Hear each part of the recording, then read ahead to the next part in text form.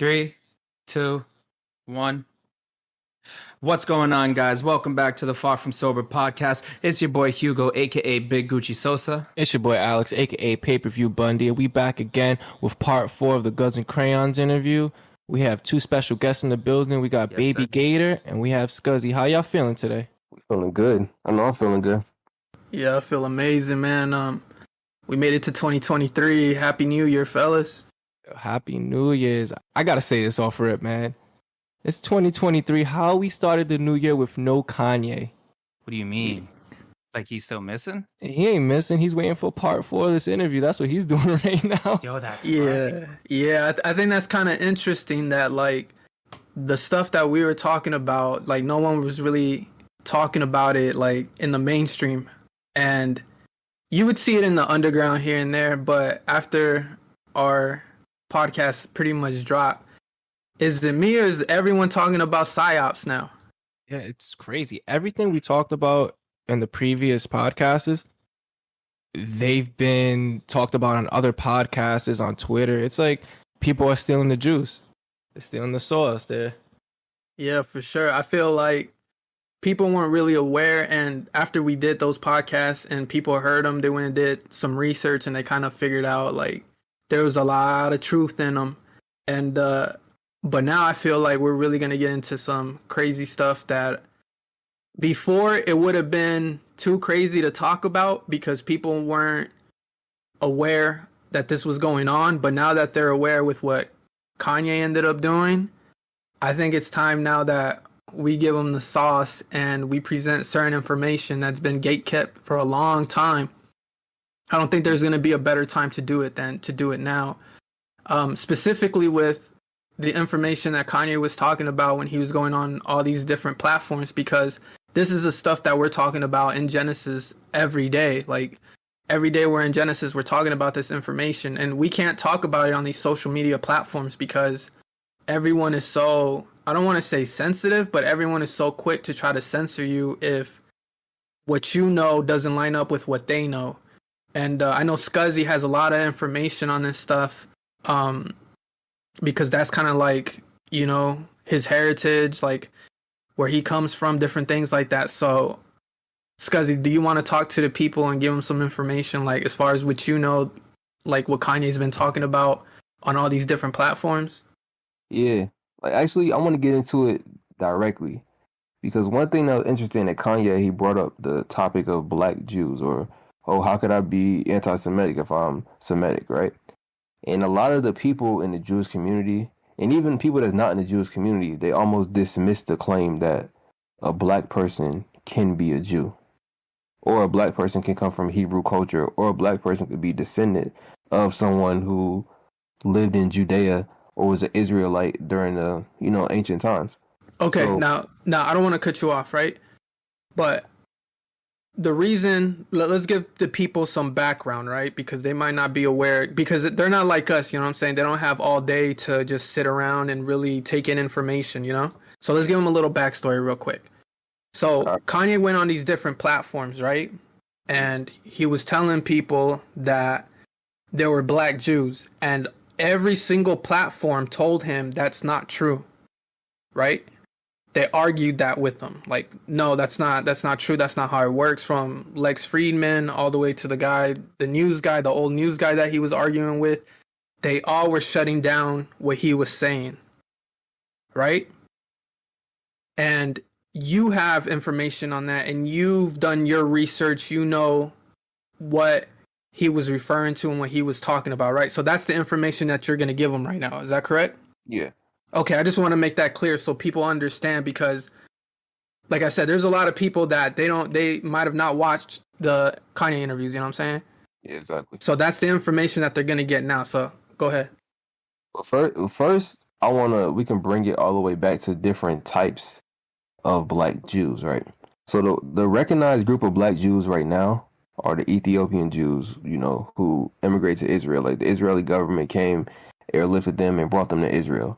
Right, but before they were even recognized as Jews, they were like a myth. People say, "Hey, it's this group of black people in this village in Ethiopia, I believe some parts of Eritrea too, but mostly Ethiopia, they say, oh, they're practicing the Torah, and they're telling us that they're Israelites, and they've been, having these customs. Nobody believed them at all, right?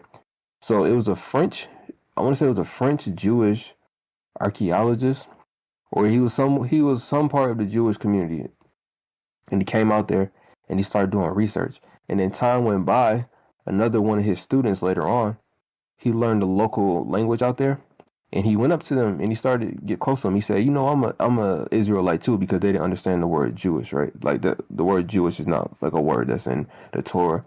So they looked at him, and at first he said that they didn't believe him because he was white. They said, how could you be an Israelite if you don't look like us? So it's to say that those ancient Jews in Ethiopia, they had to believe that they were one of the last tribes standing of Judaism. So, and then you go back to it, right? In the government in Israel, a Sephardic Jew, which are like usually Jews that come from, Spain, Portugal, and the North African countries, Morocco, Tunisia, Algeria, those type of countries, right? A Sephardic rabbi is the one that said, hey, they're Jews and they come from, I think, the tribe of Dan or something like that. And then there's a group of Ashkenazi Jews, even up to recently, to say, hey, we don't believe them to be a real Jewish tribe. We believe that they were Christians who converted to Judaism. But the research that a lot of people have, and from archaeological things, and even people in their oral traditions, show that the Ethiopian Jews have been practicing Judaism for at least 2,000 years. Right? So when you look at these type of things, we say, all right, there's a group of black Jews who've been practicing Judaism for 2,000 years, and they're a small group. So who says how long it could have been till they may have been wiped out, or, I know in certain countries having civil wars and stuff like that. But if they're a lasting Jewish group from that long, right, then you have to say, all right, how many other black Jewish communities throughout the continent have just lost their culture through colonization, through forced conversion, or even, marrying into different religions and converting, stuff like that? How many people have lost it, right? And then you go back to what Kanye is saying. They said, all right, black Americans specifically, can be related to ancient Israelite tribes. And then now you have this thing that's going on in Africa, right? A lot of people in Africa are starting to wake up, and they say, we know our ancestors were Israelites. So one of the biggest groups right now is the Igbo Jewish people. It's a group of people in Nigeria. They reside in Igbo land, I believe, and they have a culture where people are saying, I want to say all of them because it would be misleading to say that all the Igbo people believe that they're Israelites, or all the Igbo people practice Judaism. But there's a group within the Igbo people that say, we believe that we're Israelites, and they have started to actually convert back into Judaism, right? And this is where it gets interesting. Out of all the people in Nigeria, this is the group that's saying this. And then when you look at the history of slavery, most of the slaves in America, so black Americans, our biggest tribal group that we're connected with, like DNA wise and genetically, are the Igbo people in Nigeria. Like the Igbo people were the biggest group in Nigeria that was sold into slavery. Right? And these are the people that's saying, we know that we are Israelites. So when you get to looking at things like this, right? Why would these group of people just say that they're Israelite people? And then we can bring it further down the continent. You have a group of people called the Lemba people, Lemba. They reside in South Africa. They reside in Zimbabwe as well, right? They're very interesting. They've been telling people that they have Hebrew culture or Judaic culture for a long time. Nobody believed them.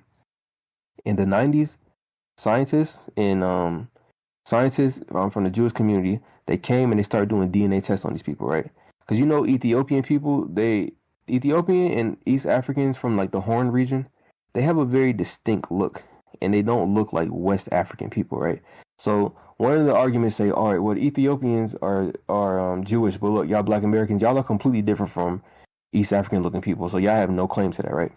The Lemba people look like West African looking people, like the typical like phenotype of West Africans, even though they reside in South Africa, they look like a West African. I think they call it Bantu like type of person, right?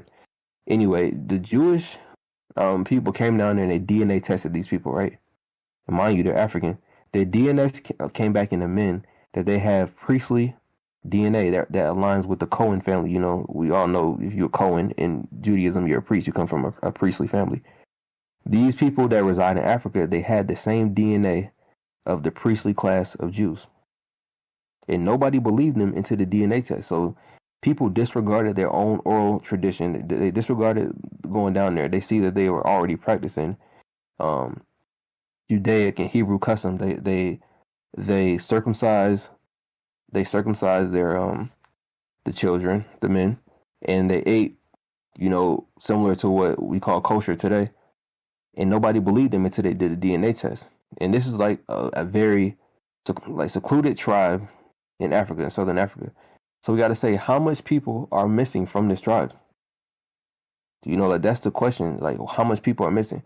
So it's not unrealistic that Black Americans or Black people in general, or Native American people or people in Mexico could have been descendants of Israelites.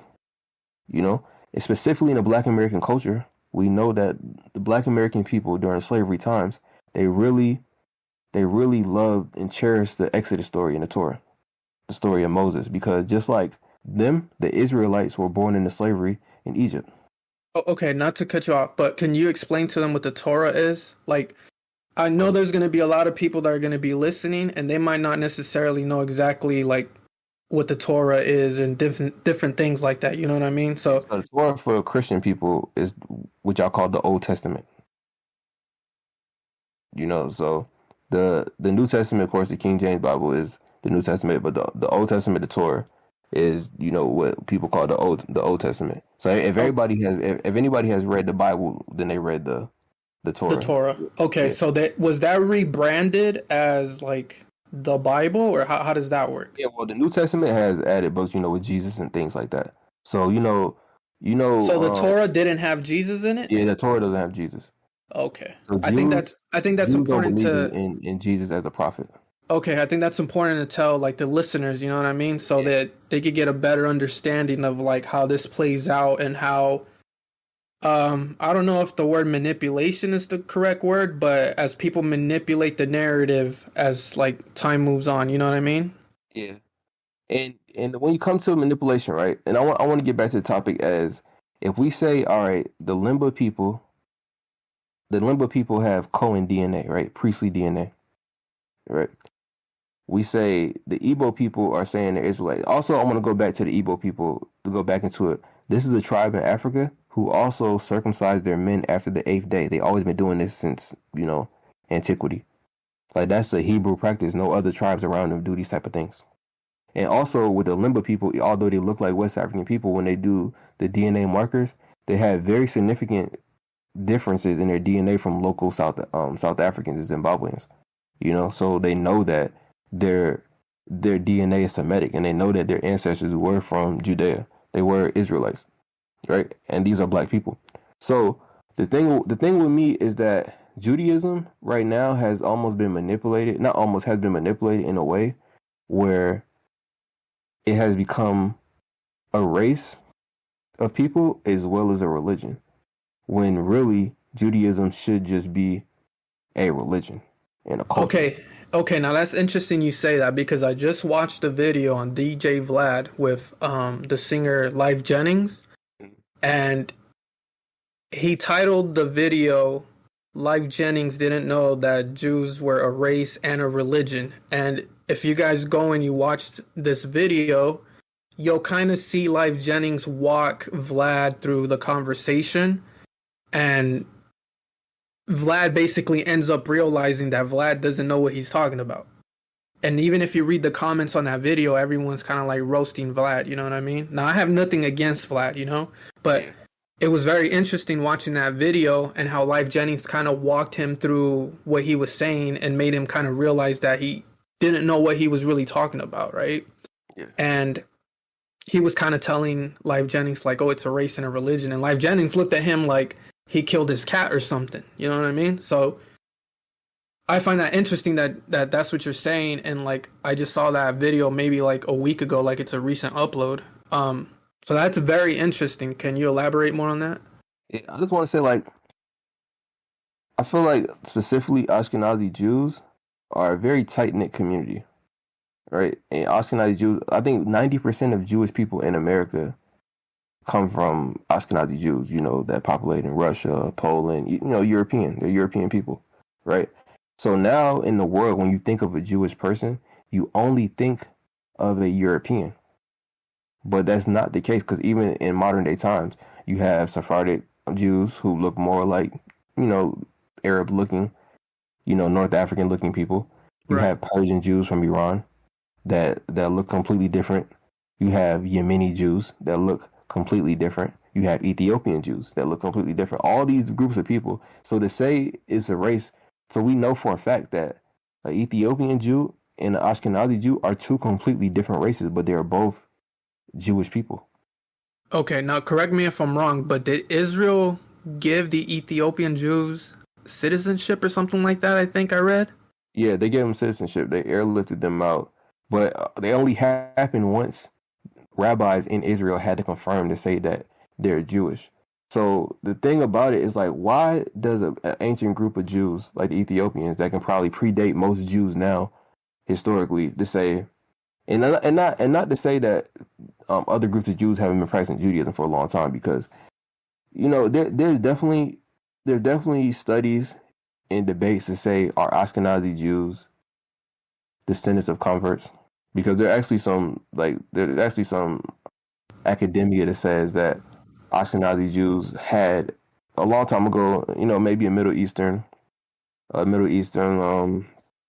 family tree, and then they had children with local Europeans, right? But according to even their own Jewish law, Judaism is supposed to be passed down from the mother. But anyway, that's up to debate. Like, Ashkenazi Jews have been practicing Judaism for a long time. Ethiopians have as well as Sephardics, as well as the Persians, as well as the Yemenis, as well as the Jews in Iraq and all these different places. Right. Like, it's an ancient culture. But why do they have to sign off to say their brothers and sisters, the Ethiopian Jews, we got to sign off to say, make sure that they're Jewish, even though we know they've been practicing Judaism for at least 2,000 years. Right. So it doesn't seem like, because in the Kanye West interviews, like, they really felt like they were trying to deny people their culture, right? 100%. And we're not trying to do that. We're not coming from a controversial viewpoint or anything. We're not saying, oh, you're not this, you're not that. You know what I mean?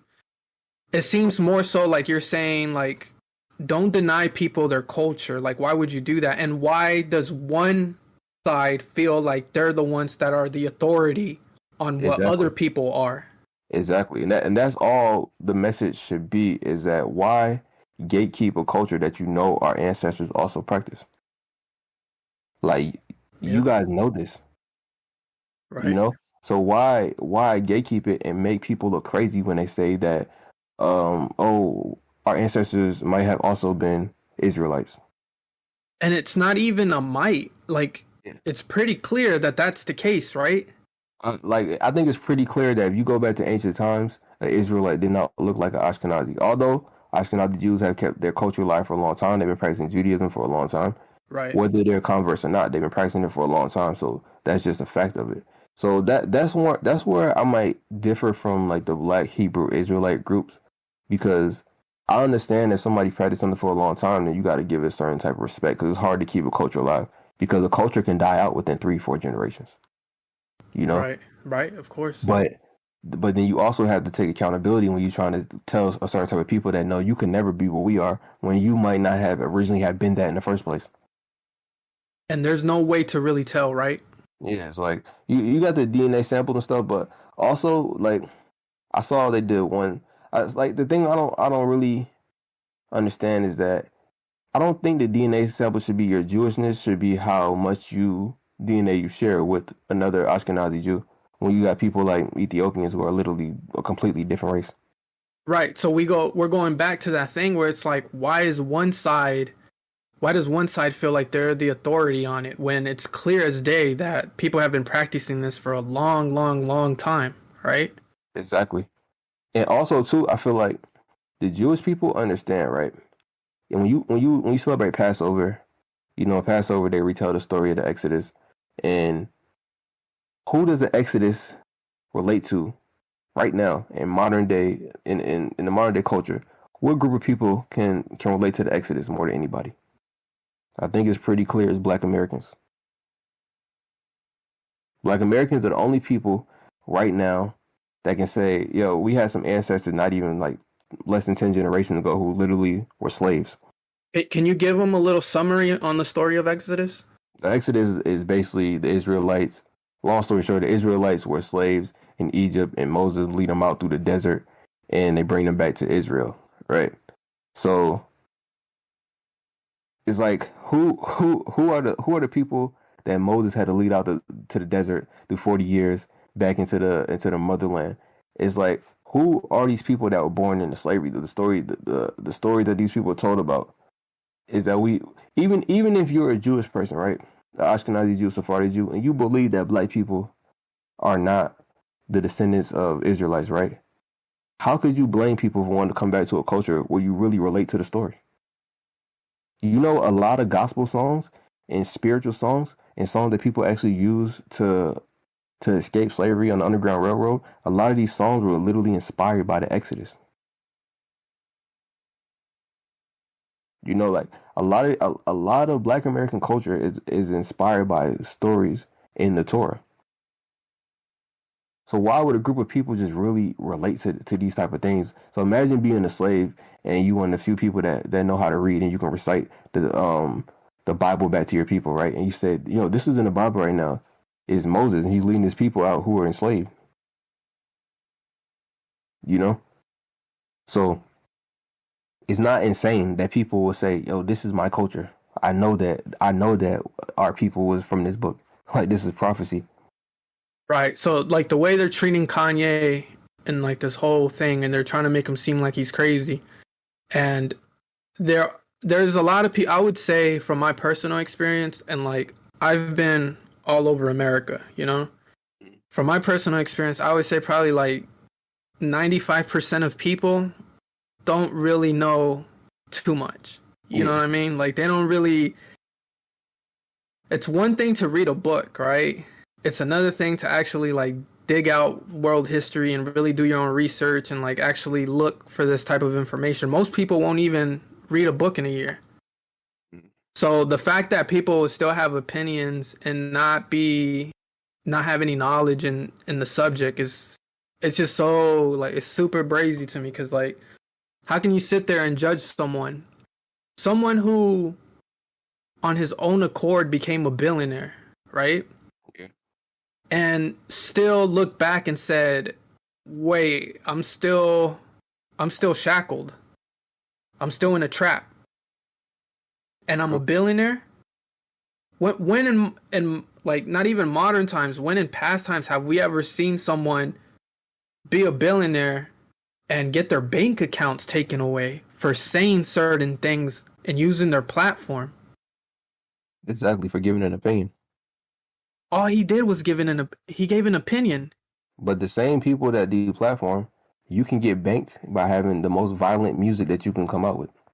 And that's not a problem. Take all the profits you want from saying, yo, go kill dude down the street you went to high school with.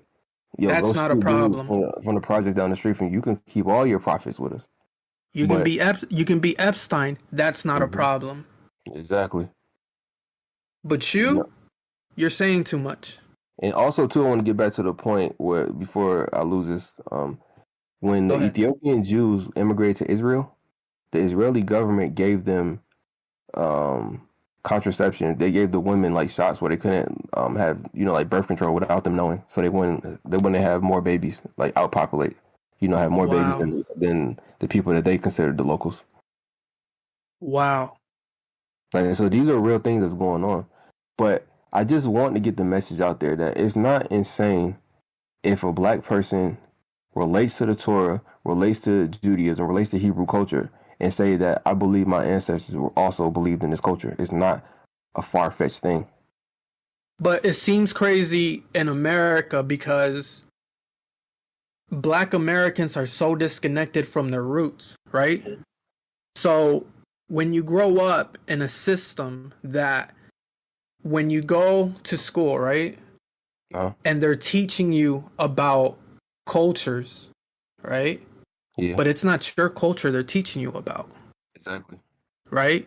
So it's almost like they take you as a blank canvas and they paint you with their culture, and they tell you like, well, these are the hardships that our culture went through. So you should be sympathetic to us. But how does that benefit you? Yeah. Right? So that doesn't make any sense to me. I never understood that when I was in school and they were teaching me about certain things, right? I would sit in class and I would say, how does this benefit me? Like, how does this benefit my people? How am I going to go out into the real world, and how is this going to benefit me? All you're doing is feeding me your culture, and that's fine. I respect your culture. You know, I'm sorry for what happened. I had nothing to do with it. You know, like this was before my time. Like it has nothing to do with me. And that's a perfect point that I want to get to, right? I want to go into the point of the history between like Jewish people in America and the Black American community, correct? So when we think about it, every year in school we learn about the atrocity that happened to the Jews, like the Holocaust and things like that. Like I'm very sympathetic to the Holocaust because I'm sympathetic for any type of ethnic cleansing that goes on. Like I think it's a terrible thing. But every Black American can be sympathetic to the Holocaust and say I had nothing to do with that. Exactly. Now here's another thing, right? And this is from my own viewpoint, right? Why, when I'm going to school, are you teaching me about the Holocaust? Am I going to grow up to be a dictator? Yeah. Right? How does that benefit me? But the thing about it is, well, I want to like relate that back to it, is that if a Black person could be sympathetic to the Holocaust and say, this is terrible, we had nothing to do with this, like, but when we go into history, right, and people try to like denounce Farrakhan for saying this or bringing this up, but when we go into history, the story is in what's called the Inquisition, when the Jews were ousted from Spain and Portugal, right? A lot of those Sephardic Jews, they immigrated to the Netherlands, to Holland, right, to Amsterdam specifically. From there, they started funding slave companies like slave ships. And they had insurance companies on slave ships. And then also they actually started moving to the coast of Africa, like specifically like Cape Verde and those type of places. And they actually started trading slaves. And then when you go to certain countries like Suriname, the Jewish people were some of the main and the most brutal sugarcane plantation owners in Suriname. Like most of the, like if you go to Suriname right now, a lot of the streets are named after Jewish families. The Jewish people, they went to Jamaica and they enslaved people. And then also in the South, you had Sephardi Jews who were some of the earliest slave owners. But I want to be fair and say that from my history, a lot of the slave owners in the South who were Jewish, they didn't really have big plantations like the white Americans. They might have had a farm with 5 slaves, 4 slaves, 3 slaves. But there were some Jewish people in the Confederacy, and there was pro-slavery Jewish people. This is Sephardi Jews that started this. And so a Jewish person can't say that we didn't participate in your Holocaust. Oh, you know? That's very interesting. And they don't teach us that in school, right? They don't tell you that. Imagine being ousted from a country and then going somewhere else and enslaving people. Yeah. Yeah.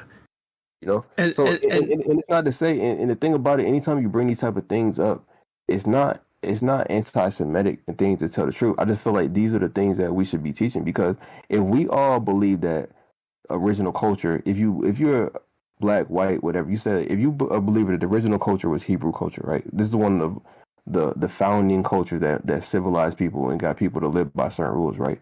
Then the Jewish people, should anything, look at us like the long lost cousins. You be like, yo, come back home to the Torah, not pushing us away. Because if a Black American want to go convert, because I know people that happen this specifically, that if you go to a synagogue, you might get dirty looks. You might get a look like, what are you doing here? You know? And not even just synagogues either. Like, you know, in specifically in the South, in religious culture in general, in the South, you got a Black church, you got the white church. When really these type of cultures should be people that bring in people and unite people. But if a Black person want to go get back closer to the Torah, they might want to convert back into their original culture of Judaism. They might get a side eye from an old Jewish woman to look at you like, why are you here? Why are you in mine? We've been through so much. We've been oppressed so much. Why are you in here? Yeah, so let me ask you this. Where do you think that comes from? Because is it from my personal experience from talking to people from like all kinds of backgrounds, right? Uh, I've noticed a lot that I've noticed a lot that people may be from a certain culture, but they even themselves don't really know their background. So where do you think that comes from? Do they just not really know like too much about their own culture, or is it like racism? What would you attribute that to? I think a modern Jewish person, honestly, falls under what a lot of humans fall trap to, with tribalism. But I think for us, how, Black Americans, we pretty much lost a lot of our culture from slavery. So a lot of us, our history starts in America, and we know our ancestors were slaves. I think the modern Jewish person looks at their modern history specifically from Holocaust, because most of the Jews in America are Ashkenazi, so they have grandparents and they had great grandparents who probably were in the Holocaust or knew people that died from the Holocaust, like personally. So they might look at it as like, oh, our people have been through all this. Why would you want to come join us?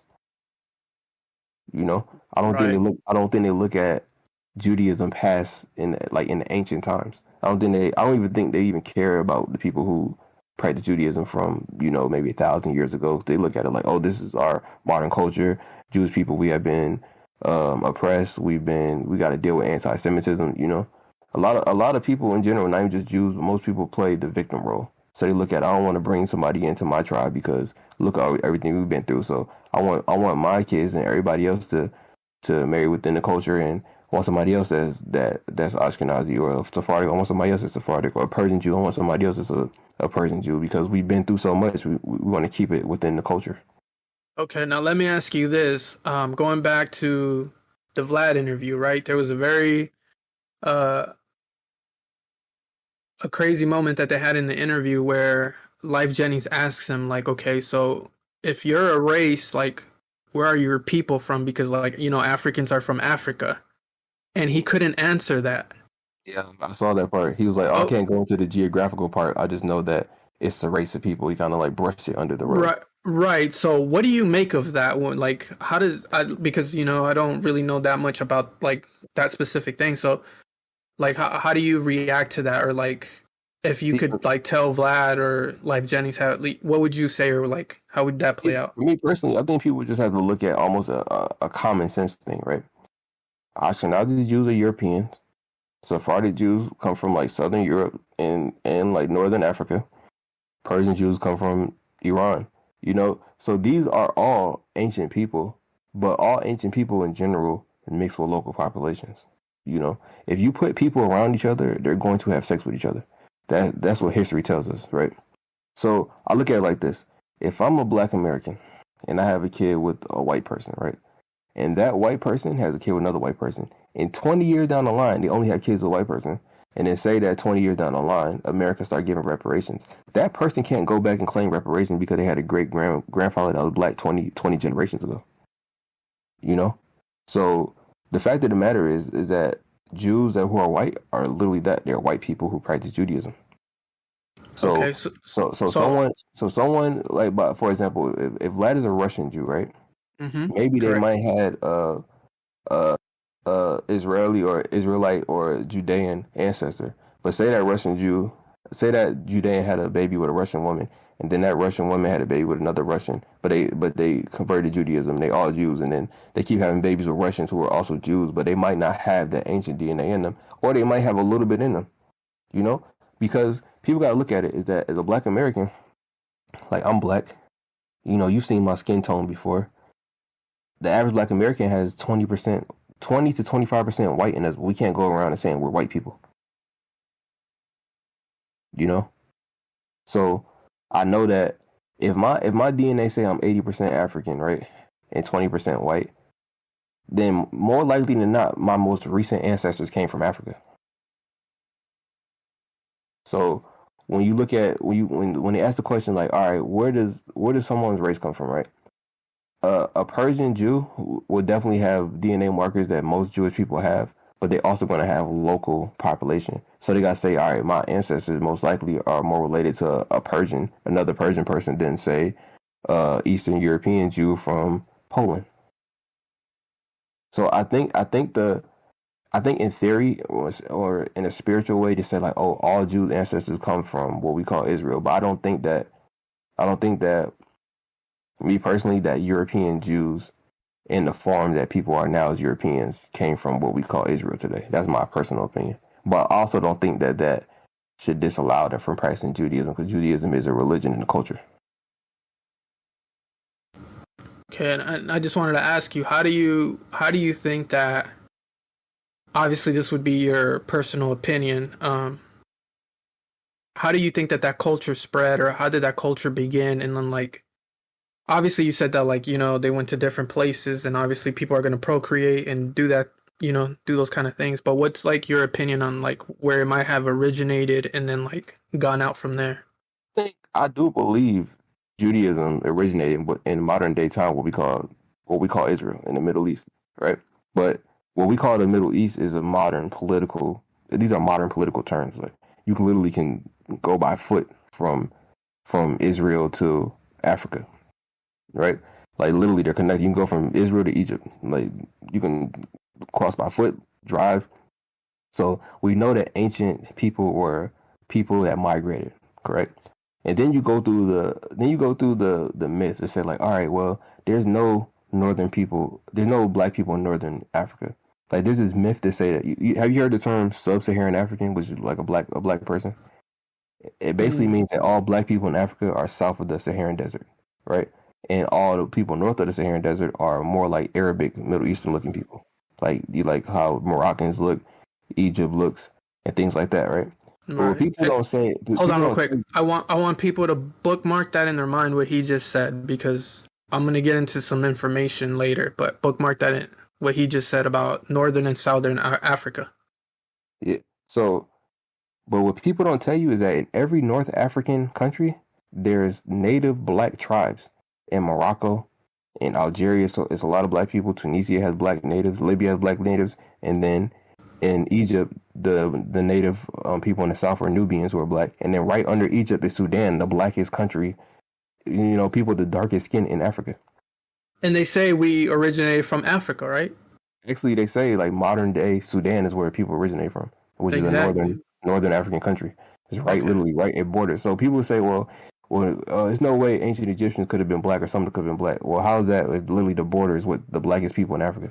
So, you know, when people migrating to places, the Greeks took over, the people colonized. All right, that's how that's like, you know, that's history.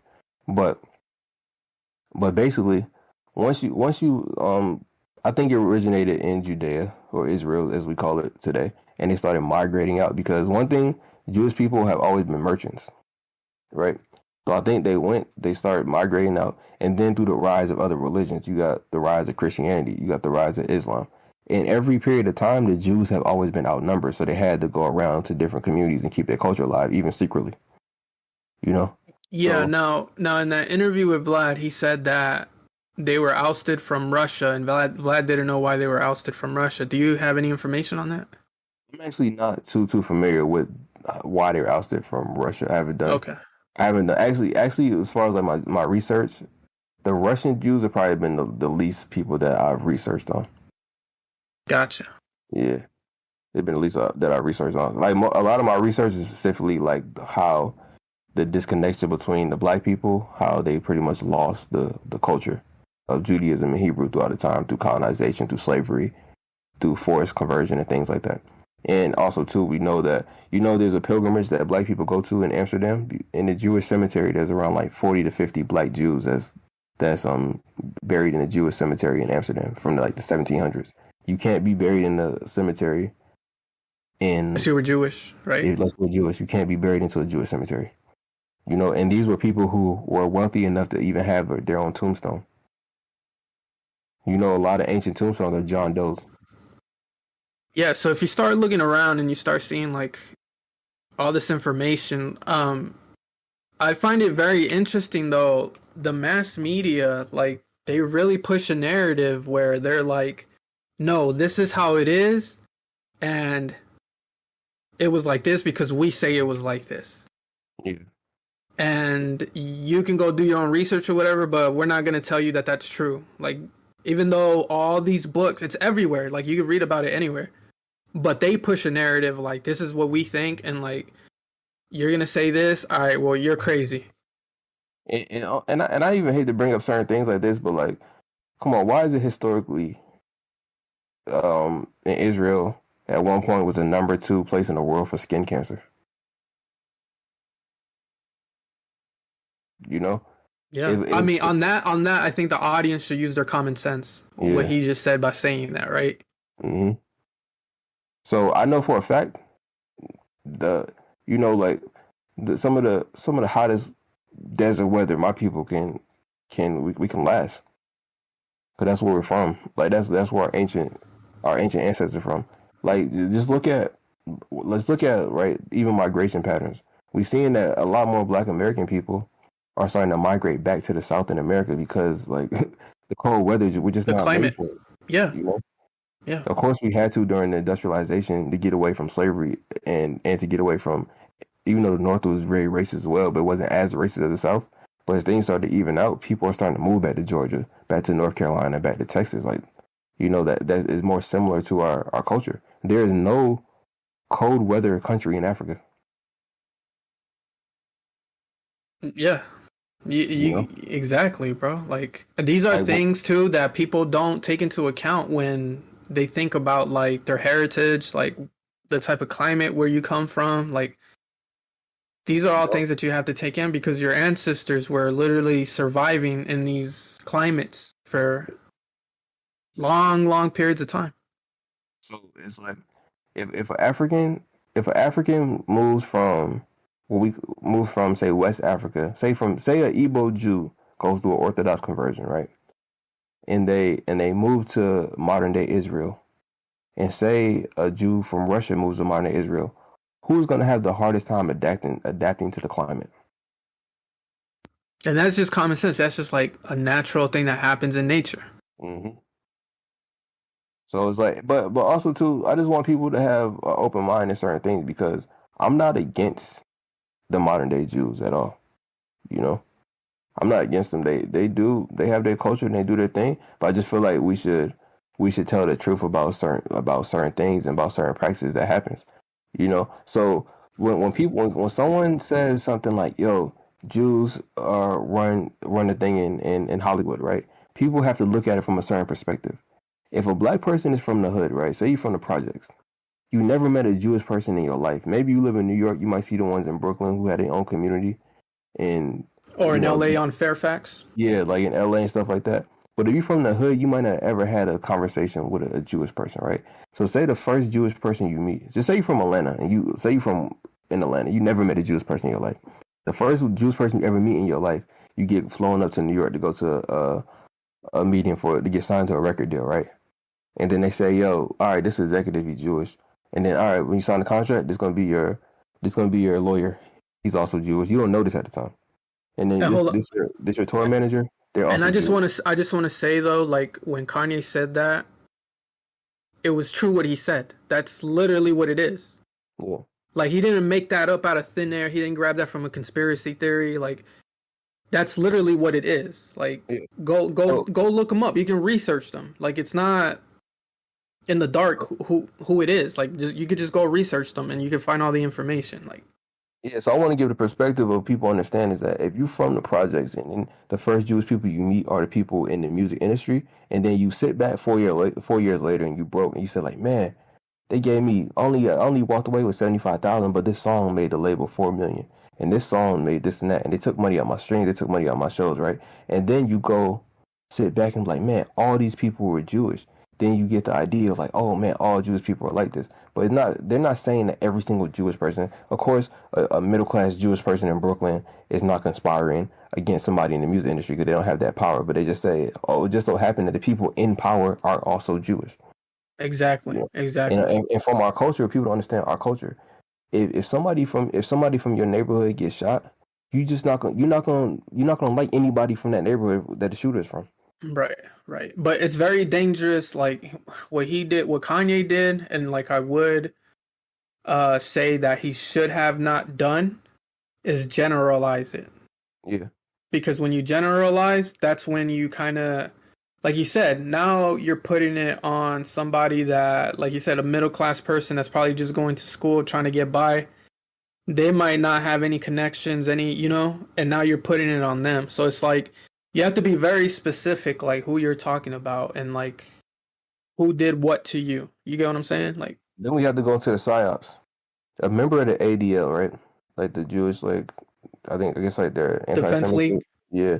Yeah. They went on an interview on the Breakfast Club with Charlemagne, and he said, "Look, he said a Jewish man got attacked in front of a synagogue or something like that, and he was like, the attacker was a black Hebrew Israelite, and they asked him why he did it, and he's anti-Semitic. And he's like, oh, how can I be anti-Semitic if I'm Semitic, right? He said this on the Breakfast Club. And then actually it's funny because I seen this online. I think it was TikTok or something like that. It went viral. It went viral. I know what you're talking about. I did my own research. And the dude who attacked the Jewish man was a white man. He wasn't a black Hebrew Israelite at all. And he never said those words that he said, oh, I can't be anti-Semitic if I'm Semitic. He just made that up. Yeah, there's no way that he could have mistaken that. I really feel like this year, 2023, is going to be the year of the psyops. And I feel like the podcast we did talking about that, I feel like that really kicked it off because that helped a lot of people see what was really going on, And not only that, but those podcasts that we did, that was before even Elon Musk came out and said what was going on Twitter with all the intelligence agencies. Isn't that strange? Exactly. We talked about it before even Elon Musk had taken control of Twitter and began exposing everything. So nobody can even try to mistake it. Yeah, so you can see that we obviously know what we're talking about. You know what I'm saying? We're not just spreading like crazy information out there, talking about crazy things. Scuzzi, before there's a topic that I want to bring up. Is there anything else that you want to touch on before? It has to do with what you've been talking about, which I think is very interesting. And I think you're going to find I pretty much, I think I got everything out. I just wanted people to, the overall view if you're listening, right? I just wanted to say that if you do the research, I want to say that there were ancient Israelite people in West Africa. I want you to, if you want more information, you can look up the Lemba people, Lemba of South Africa, Zimbabwe. You have Ugandan Jews in East Africa who have been practicing. They're actually converts, but they've been practicing for at least 100 years. And it's hard for those Jews to make their return. By Israeli law, every Jew should be able to have a Jewish passport. You should be able to apply to become an Israeli citizen, right? But they make it harder for black Jews who also convert because they said, well, even if you convert, we can't give you citizenship because you never lived in a Jewish society. But say if a random person in America converts in South Carolina, and they can have a right to an Israeli passport. But say people who might be really living, observing Jewish lifestyle in Africa, they might not be able to get Israeli citizenship. So just if anybody's doing the research, you can look into the Jews in Africa. Of course, we know about the Ethiopians, but also they have Jews, the Igbo Jews in Nigeria, the Ugandan Jews, the Lemba. Now we know about them. The listeners probably have no idea. This is probably the first time they're ever hearing about this stuff. Yeah, so these are actual observing Jews. Also, Tanzania has a community of black Jews. They have Jews in Madagascar, and these are real communities that they want their recognition. They're really doing it. But it's also think about Israel in general is not a big country. So imagine there's like 40, 50 million Igbo people. Imagine if 20% convert. And now you got an influx of like 8 million Jews from Nigeria, and you got another million from Uganda. Like these are things that I believe they don't want to happen. Because it would create resources are limited. Yeah. Mm-hmm. And it might create a shift in power within maybe 100 years, 200 years. Yep. Like we're starting to see in America happen, right? Exactly. We're starting to see a shift in power here. Exactly. Okay. So anybody listening, those are our starting points or references that if you want to go dig deeper into it, I gave my opinion. I just want to say I don't think that is a crazy, outlandish thing to say that black people were also. And I don't think it is like worldwide. It probably isn't, right? Because if you go to Africa or something like that, and they were probably a little more familiar with it than people in America, right? Yeah, but even some people in Africa, I know the Jewish, like some of the Jewish people in Africa, because Africa has been so indoctrinated with Christianity from the slavery time that they get like ousted, or people think that they're like traitors or something like that. When Christianity is not native at all to Africa. That's crazy how they really like delete culture out of history, right? Mhm. and make it fit their narrative. Okay, so you think you got everything Yeah, I that you think I wanted got to touch everything. on? Yeah. Okay, so I found this to be very, very, very interesting. For those of you wondering who's talking right now, it's Baby Gator. Um, so this is something that I don't even know how to explain it. Like when I read about this, it made me feel a certain way about the way I was taught growing up. And I didn't go to a very like good school, right? Like I didn't go to like our school was it was crazy. Like we would have riots at our school, like people were bringing guns, people were doing drugs in classrooms, and so my education it wasn't a good education. But now I look back and I feel like that was a blessing in disguise because I didn't get an education where people were telling me things that weren't true, and then I kind of had to unlearn them. There was a few things I had to unlearn, but for the most part, I didn't take in too much information because I was like kind of a bad kid. I was very smart, but I was a very bad kid. Um, and the schools I went to, they were just, they were bad schools. But I came across this information that it actually connects to what Scuzzi was talking about. And they just threw me for a loop because even growing up, this thing that I'm gonna tell you guys right now, and I'm building up to it because it's a very crazy thing. You even saw it in mainstream culture with Indiana Jones movies, um, and it's the Ark of the Covenant. Now, for those of you that don't know what that is, right? Uh, it's an artifact or a sacred relic of the Israelites. Um, and they describe it as a wooden chest covered in pure gold with a design on it, and it has like a mercy seat that they call it. And according to the book of Exodus, the ark contained 2 stone tablets of the 10 Commandments. And according to the New Testament book of Hebrews, which Scuzzi touched on earlier, they said that book says that it also contains Aaron's rod and some sort of pot, right? Now, Scuzzi, do you have any information about the Ark of the Covenant? Is there anything that you want to touch on about the Ark of the Covenant before I continue? No, I'm gonna let you go on that. Okay. Yeah. All right. So, as someone who was always very curious, like about different things or whatever, um, when I heard about the Ark of the Covenant, from the Bible, as a child, my imagination started flying because I was like, dang, like if this exists and this kind of is proof of this God that they tell you about in the Bible and all this information, right? Like all the information that you get from the Bible, it's like a physical proof that it's real. And then in my childhood, watching the Indiana Jones movies where he's like trying to locate it and he can't find it. So it made it seem like it was this thing that was just like no one knew where it was, nobody knew who had it, no one.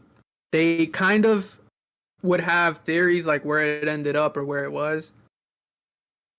And recently, I've come to discover that the people that have the Ark of the Covenant are actually the Ethiopian Jews, and apparently it's at a church. There's like this church that contains the covenant, and I was like, wow. I was like, this is does everyone know this? Like, is this relevant information? Like, do the books talk about it in America that like this is where it's at? So I started researching it, and as I started researching it, like, yeah, everybody pretty much confirms that that's where it's at.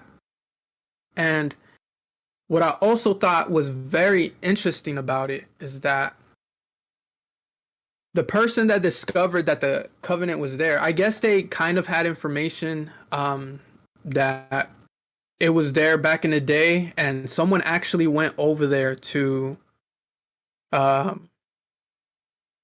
see what information they could get or to see if they could look at it, and they wouldn't let them look at it. The Jews there, they wouldn't give him access to the Ark, but they did give him a book, which if I'm not mistaken, was it the Book of Enoch? Is that the one, Scuzzi? Enoch. Enoch? Okay, the Book of Enoch.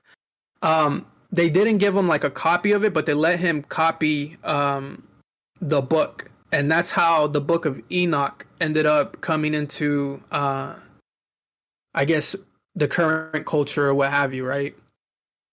Now, it was purposely taken out from during like the slave trade, and when they start spreading the Christianity to the New World, they purposely took out those books as well, even when they had access to it.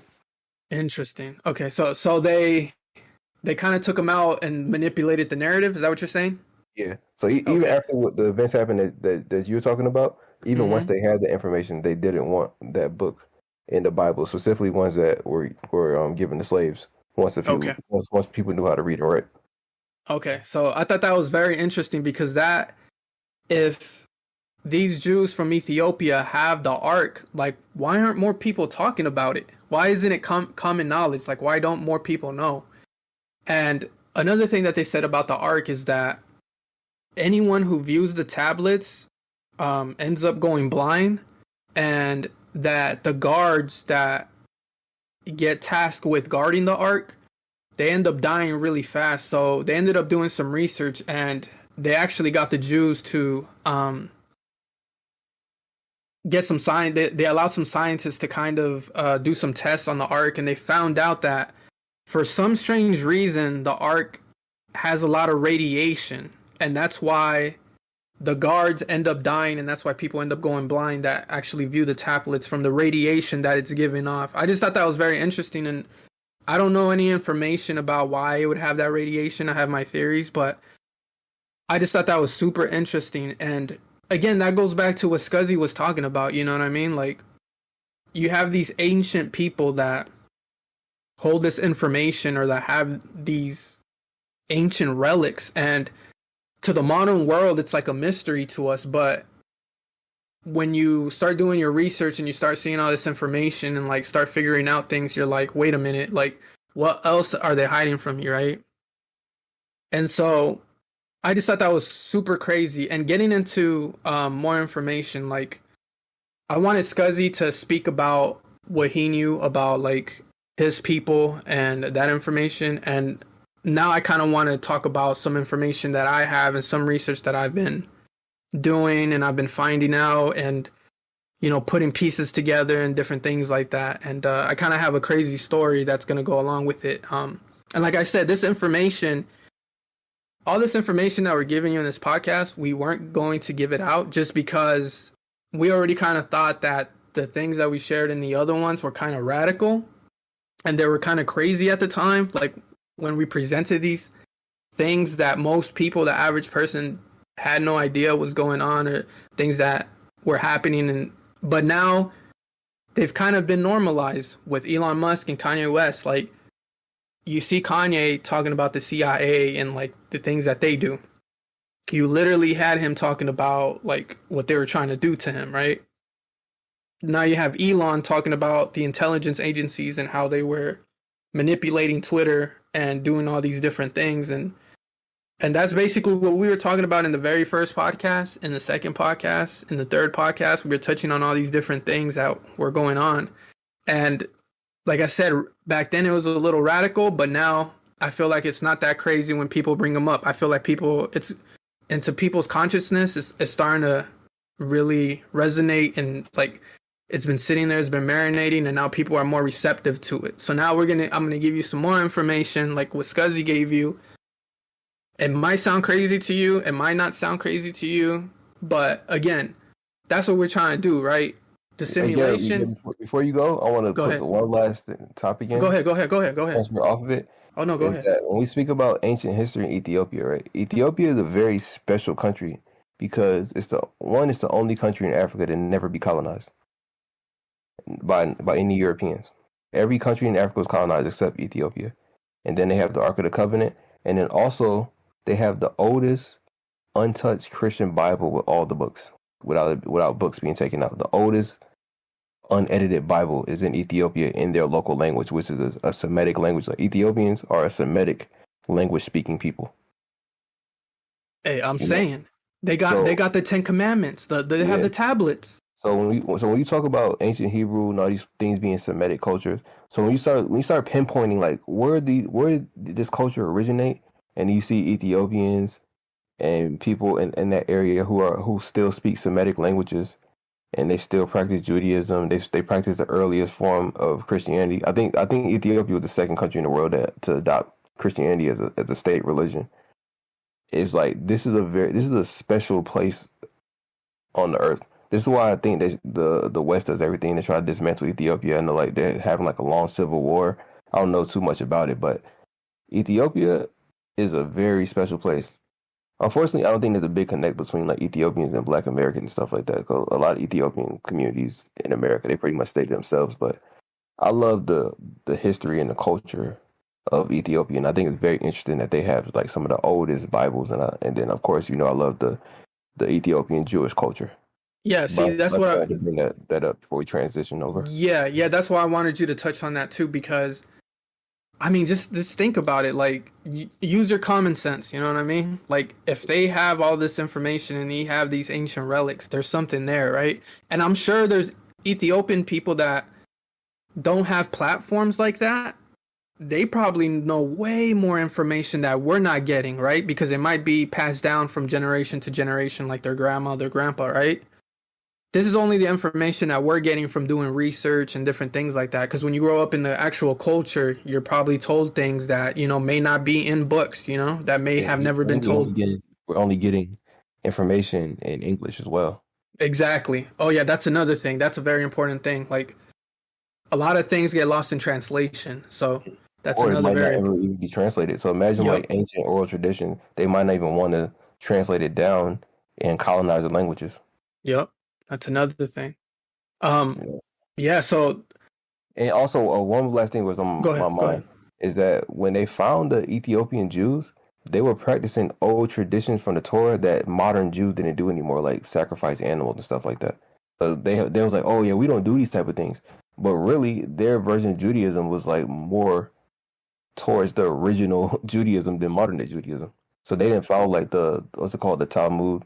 They didn't follow like those type of things. They practiced the Torah, but they had ancient traditions that had been like phased out of modern Judaism. Yeah, I mean, when you look at that, right? When you look at that, it's like they had the original. They're following the original. The original culture. The original, original culture. Original, yeah. I mean, just having the ark, bro. Like, I don't think people understand like how crazy that really is. Because how hard is it to get scientists and like everyone on the same page when it comes to something like that, right? You have people that'll like try to discredit it and say, "Oh, that's not true," but they have it in all these modern books now that that's the case. So that's very insane. That's very crazy. Yeah. So like I said, we're giving you some crazy information in this podcast. And now I want to get to a little bit of like my personal information. Like, I got a story to tell you guys to start it off with, which is kind of crazy. And again, the reason we're doing this is because I want to touch on this as well. Like, we're not your average people, right? Like, we're running around and we're not the people that you're going to see in the street corner preaching to you, trying to tell you like this information, right? We're running around the world in like DS3, 2001, Osiris's, like Baby Milo Fendi, like you get what I'm saying? Like, we're some wavy motherfuckers, right, Scuzzi? Yeah, like we doing this in Celine denim and things like that nature. Like we're Prada ski goggles and Formula One jackets. Yeah, so we're not gonna preach to you guys about this information. We're just sharing this information with you guys because we're like, well, they probably don't know, so let's go ahead and share it with them. The same way like we'll share clothes and show people like, yo, this is what's fire now. Like, we're not wearing that anymore. You know what I'm saying? Yeah. We like to be trendsetters with the stuff that we do. We don't like to follow other people and what they're talking about, what they're doing. We're gonna do our own thing. We're gonna set what we think the culture needs, and that's why we're doing these podcasts. That's why we're coming on here and we're talking to you guys. We're not talking to you guys because we want to preach to you. We're talking to you because This is the real culture. This is where the culture is going. This is where the culture lives. We live the culture. We've been living the culture our entire lives. You know what I mean? Like, you're gonna find pictures of me when I was 5 years old, taking pictures with a Pikachu oversized Pokemon card at a Pokemon event, wearing a Sega Exports jersey with the super rare NFL hats that, you know, are going for like $600-$800 now. You get what I'm saying? We come from the culture. We are the culture. So that's why we're doing this. So now I'm gonna get into the story. We're who these people try to be, right, Scuzzi? Exactly. Like, we're the ones who these people pretend to be.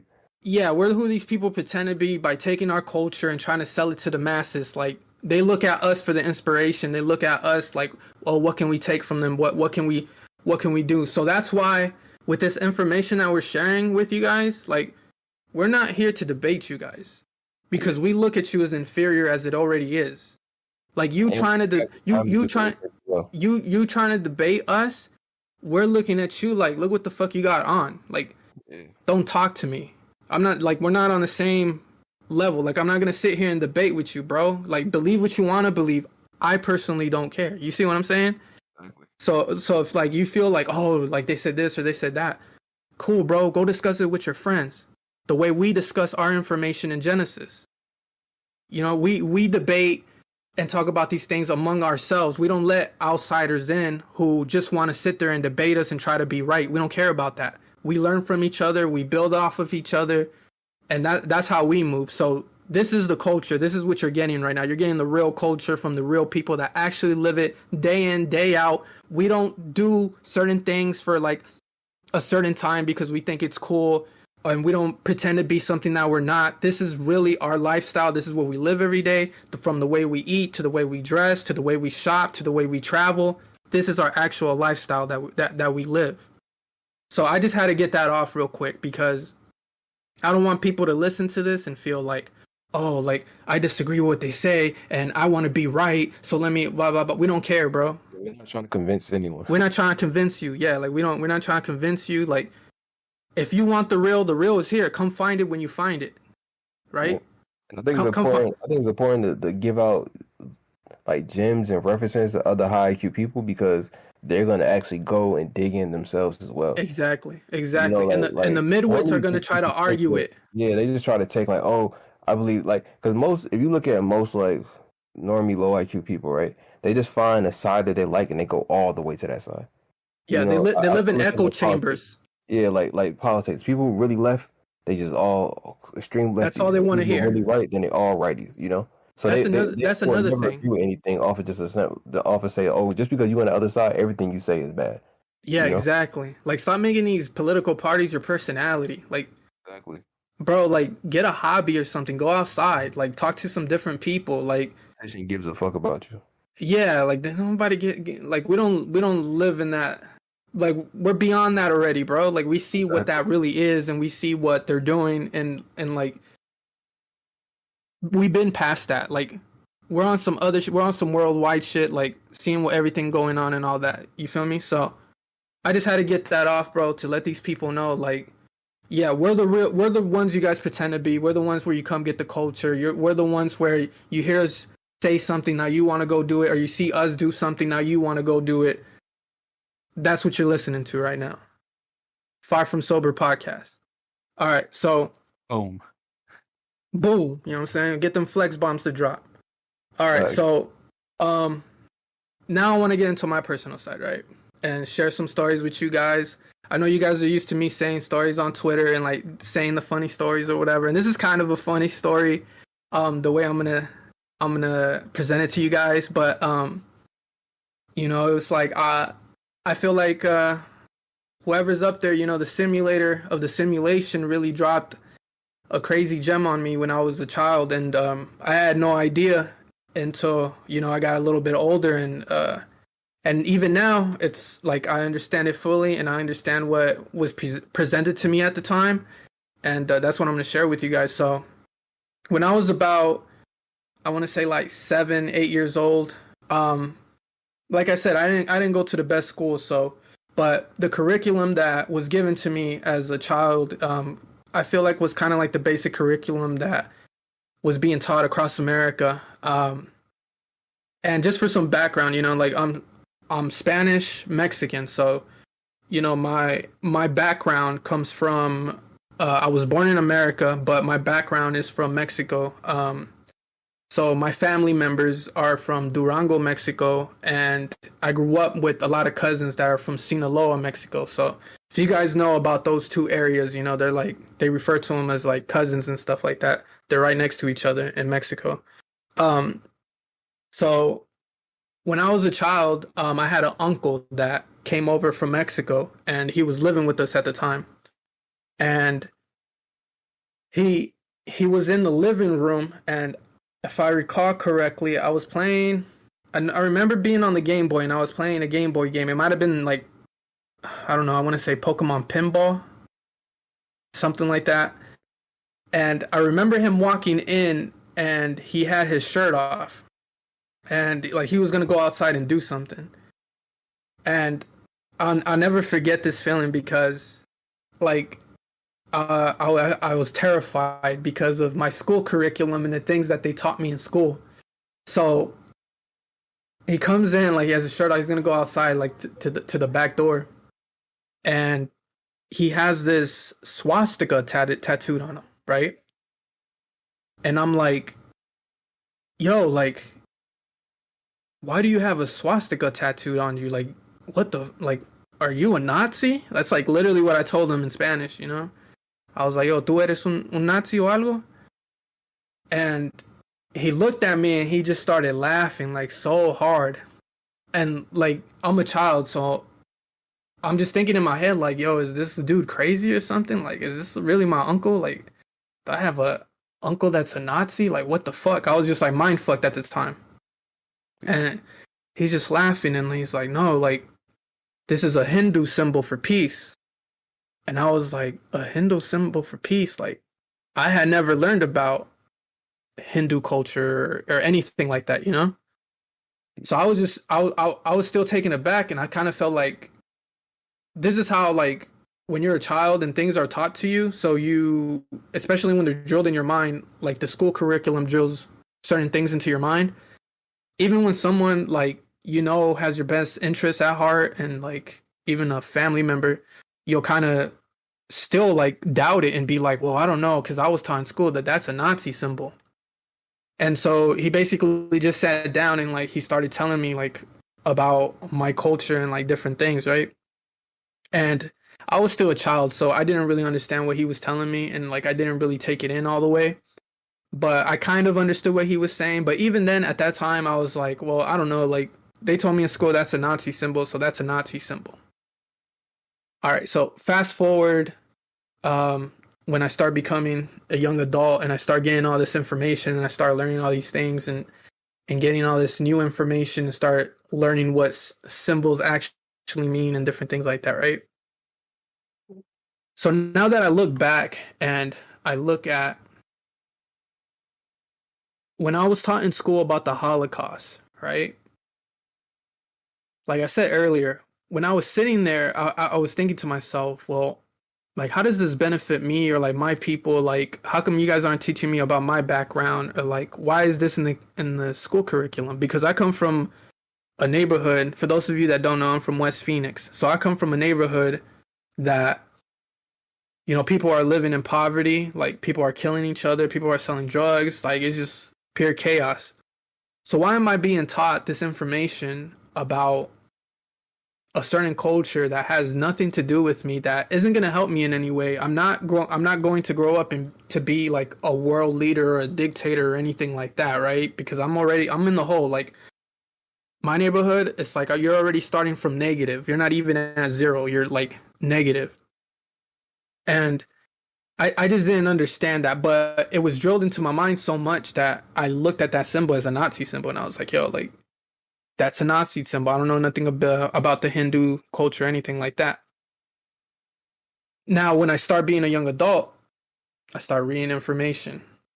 I start seeing like different patterns. I start kind of correlating what I saw going on in the hood with like different drug dealers and like being in the streets with what's going on on the world stage, and how the people on the world stage kind of use similar tactics that I saw people using in the hood, but on a way bigger scale and even way more advanced tactics to like manipulate people. Because if you grow up in the hood, you know that a lot of people that grow up in the hood, manipulation is a way of survival, because you need to learn how to get people to do what you want, and you don't have many resources. It's not like you could pay someone to do this or that. You don't have that many resources. So manipulation becomes a big thing that very early that people in the hood learn, or that people would consider being street smart, learn in order to like get what they need or get what they want or get someone to do what they need.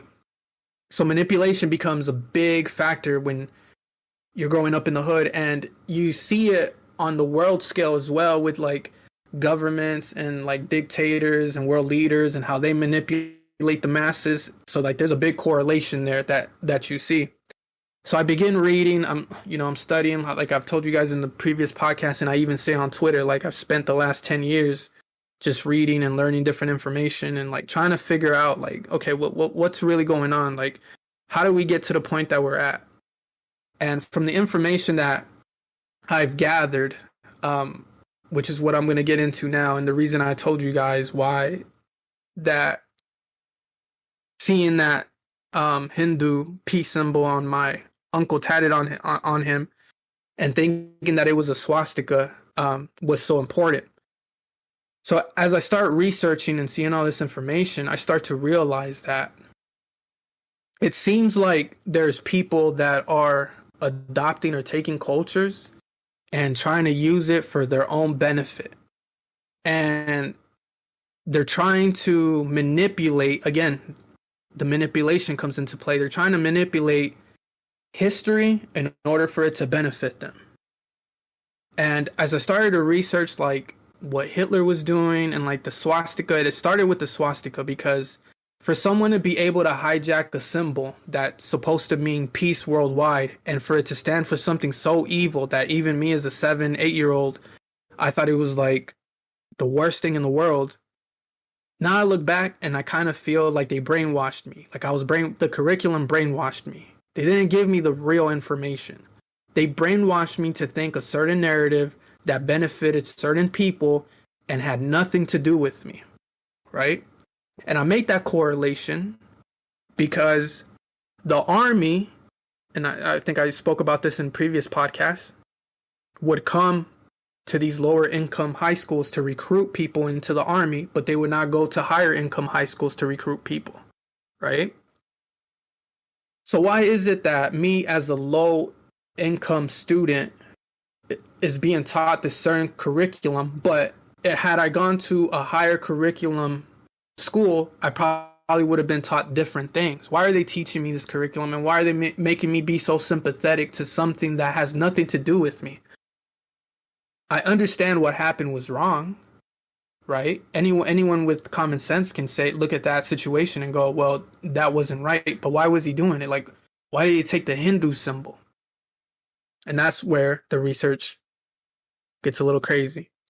So it's going to be crazy to you if you've never read about this information and you don't know these things. But to those of you that are enlightened, and there's a lot of enlightened people that follow me on Twitter, and, sometimes we talk in the DMs. I just want to say I appreciate you guys. You guys told me you listened to the previous podcast and you guys really love them. So to those people, like, this isn't going to be nothing shocking to you guys. But if you've never heard this, it might be a little shocking to you, but that's fine. That's why we're doing this. We're giving you this information and we're not keeping it to ourselves. So when I started to really research into what Hitler was doing, and my first question was, why did he take the Hindu symbol? And why did he want to lay claim to this? Because they never taught me this in school. I had to go and research this as an adult and learn this information. All they taught me was, he was a bad guy. He made the Holocaust happen, this and that. But again, my question is, why? Why are you taking this specific symbol, and why are you trying to lay claim to it? So I started researching. I start researching. I start seeing that what he was trying to do, and what the Nazi Party was trying to do, was they were trying to lay claim to a certain culture. And this culture is known as the Aryan culture. Okay? Now, all these things that I'm talking about, right? They've all been labeled as super negative things and, oh, that's evil. Like, you have all like these different things that are associated with it. And, you know, I'm not going to speak on those things because I don't want to shed light on those things, but you guys all know what I'm talking about and you know what I'm referring to. So I start to think to myself, like, okay, the Nazi Party was trying to lay claim to this Aryan culture. So what was this Aryan culture? What was it really? Because once I started researching and seeing that the reason they were trying to hijack that culture is because they were trying to give their people a certain lineage and history. And they were trying to steal that lineage. Because as I started researching and seeing where the actual people come from and who they really are, I start to realize that it has nothing to do with the Nazis. They were just trying to hijack the culture and take it for themselves and try to lay claim to it so that they could spread it to the people and kind of give people hope and, you know, give people this false sense of pride that they can have. And that's how they manipulate people, right? That's where the manipulation comes into play.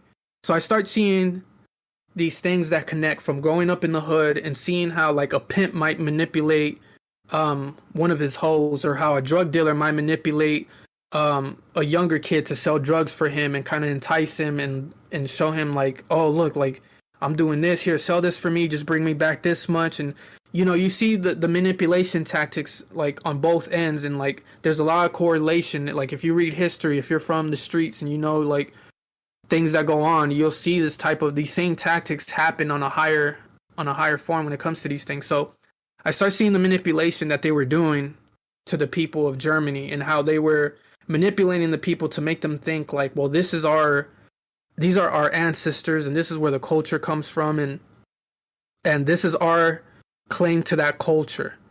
Now, that didn't end up happening, right? Because of the war, and he ended up losing the war. So he wasn't successful. But I asked myself this question, and I want you guys, the listeners, to ask yourself this question, right? I want you guys to answer this for yourselves. If he was trying to steal that culture, right? And he was trying to lay claim to that culture, where did he get those tactics from? Where did he get the idea that he should do that? Ask yourself that. Where did he learn that information, or where did he get that idea, or where did he get from what playbook did he read that from? Where did he get that? Yeah, I want you to ask yourself that, and I want you to, you know, answer it for yourself. It shouldn't be that hard to look where he got it from with the situations that happen. But I want you guys to think about it and answer that for yourselves, okay? So now let's get into the information for who the Aryans were and what really happened and what was really going on, okay?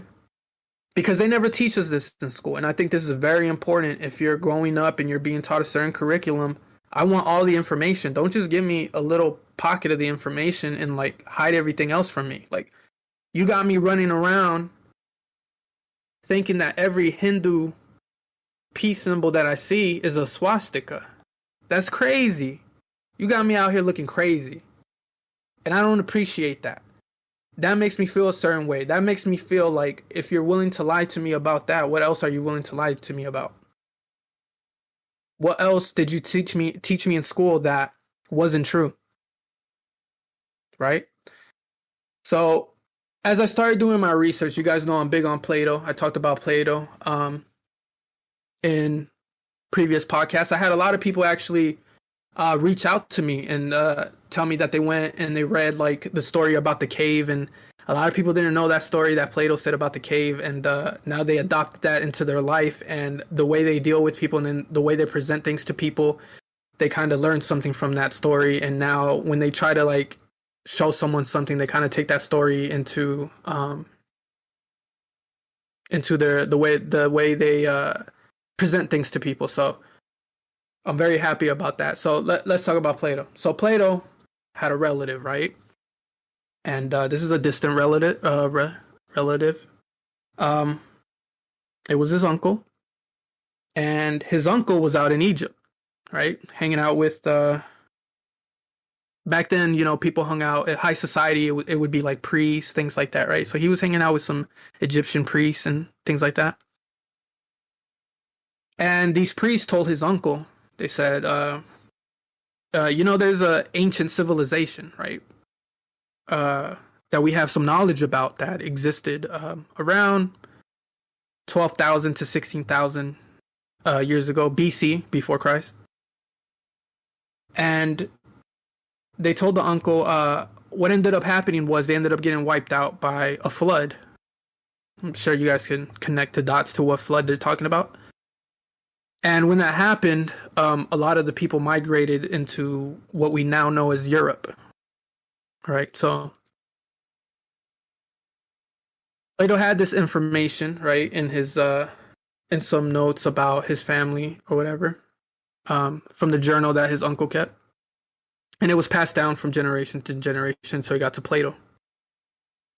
And it made such an impact on Plato that he was actually going to dedicate, I think it was his third book, to Atlantis and writing about Atlantis. But it never ended up happening.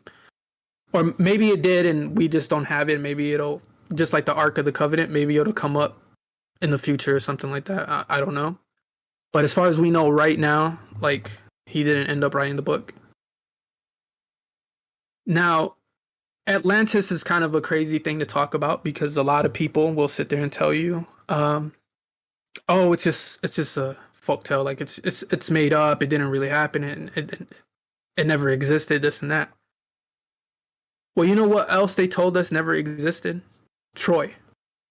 For a long time, they said that Troy was it was a myth. It wasn't real until they ended up finding the location and. Now they accept that, yeah, Troy was an actual place and it did happen. So that's how I look at this story about Atlantis and what Plato said about Atlantis, right? So I start digging a little more and I come to find out that they have a location that they think might be Atlantis. Now, from the information that they gave Plato's uncle, they told him that the city was in the middle of like some water, right? So the city was smack down in like in a body of water. And the location that they say they think they found where Atlantis actually existed was in northern Africa. There's a location now that they found. And it's exactly how Plato described it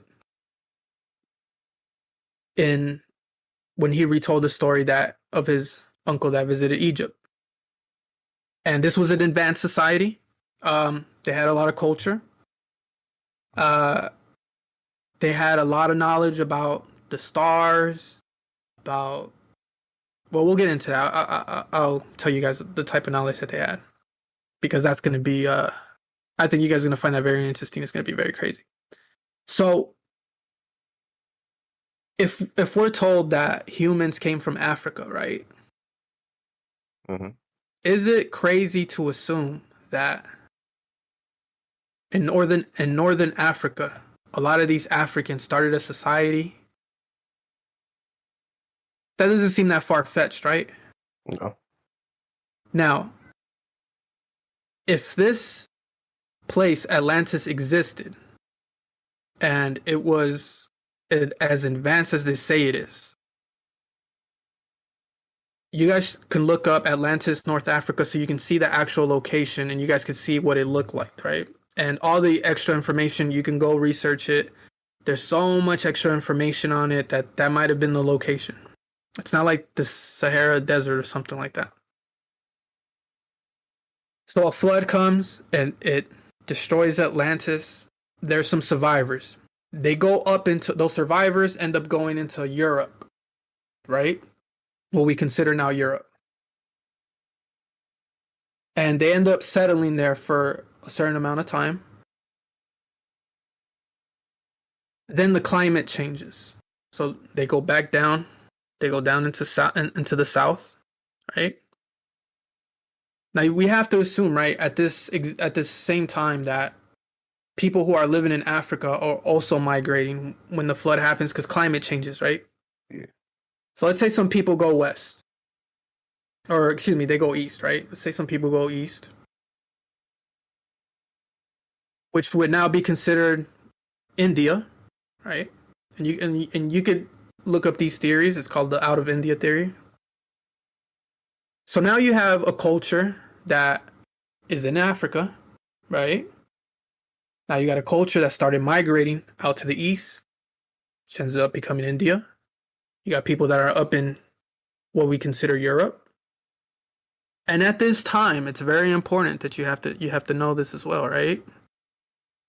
At this time, the continents, you can look this up, are considered to be way closer than they are now, right? So there wasn't these big bodies of water like separating each continent. They were way closer to each other.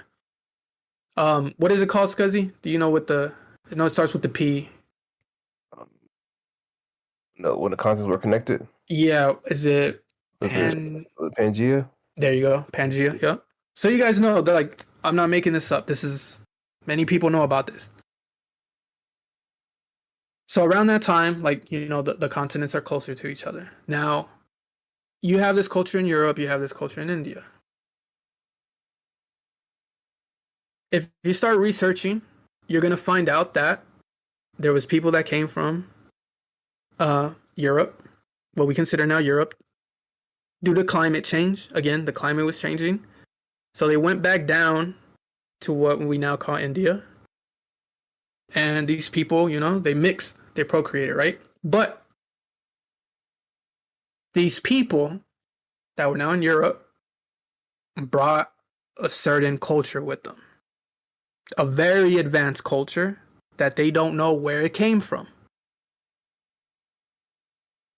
Now, it doesn't take that much, like, it doesn't take a genius to, like, put one and one together, right? If these people came down from Europe with this advanced with the super advanced culture, and there's no history of them in Europe before this flood, where do these people come from? If we are told that man originated in Africa, so you're telling me that man originated in Africa, but for some reason there was people that were living where Europe was already? Yeah. I find that hard to believe. Personally, I find that hard to believe, but that's just my personal opinion, right? Okay, so let's keep going. So here's another thing that really, like, sparked my mind, right? So I have this information. I'm like, okay, but there's still holes in that information for me. There's still things that I don't know, you know, like I didn't live during that time. All I can go is off the research I'm doing, these books that I'm reading, this information that I'm learning. Okay. Then I just kicked back for a while and, you know, we start learning about this thing called CERN. And I'm like, oh, this, you know, there's a lot of crazy theories that people have. I'm not going to get into that. You know, I'm only going to talk about these things that relate to this, what I'm talking about. So then I started thinking about CERN, and I'm like, everyone starts talking about this statue that they have, that they were given they were gifted from India. And it's the god of destruction, right, from Hindu culture.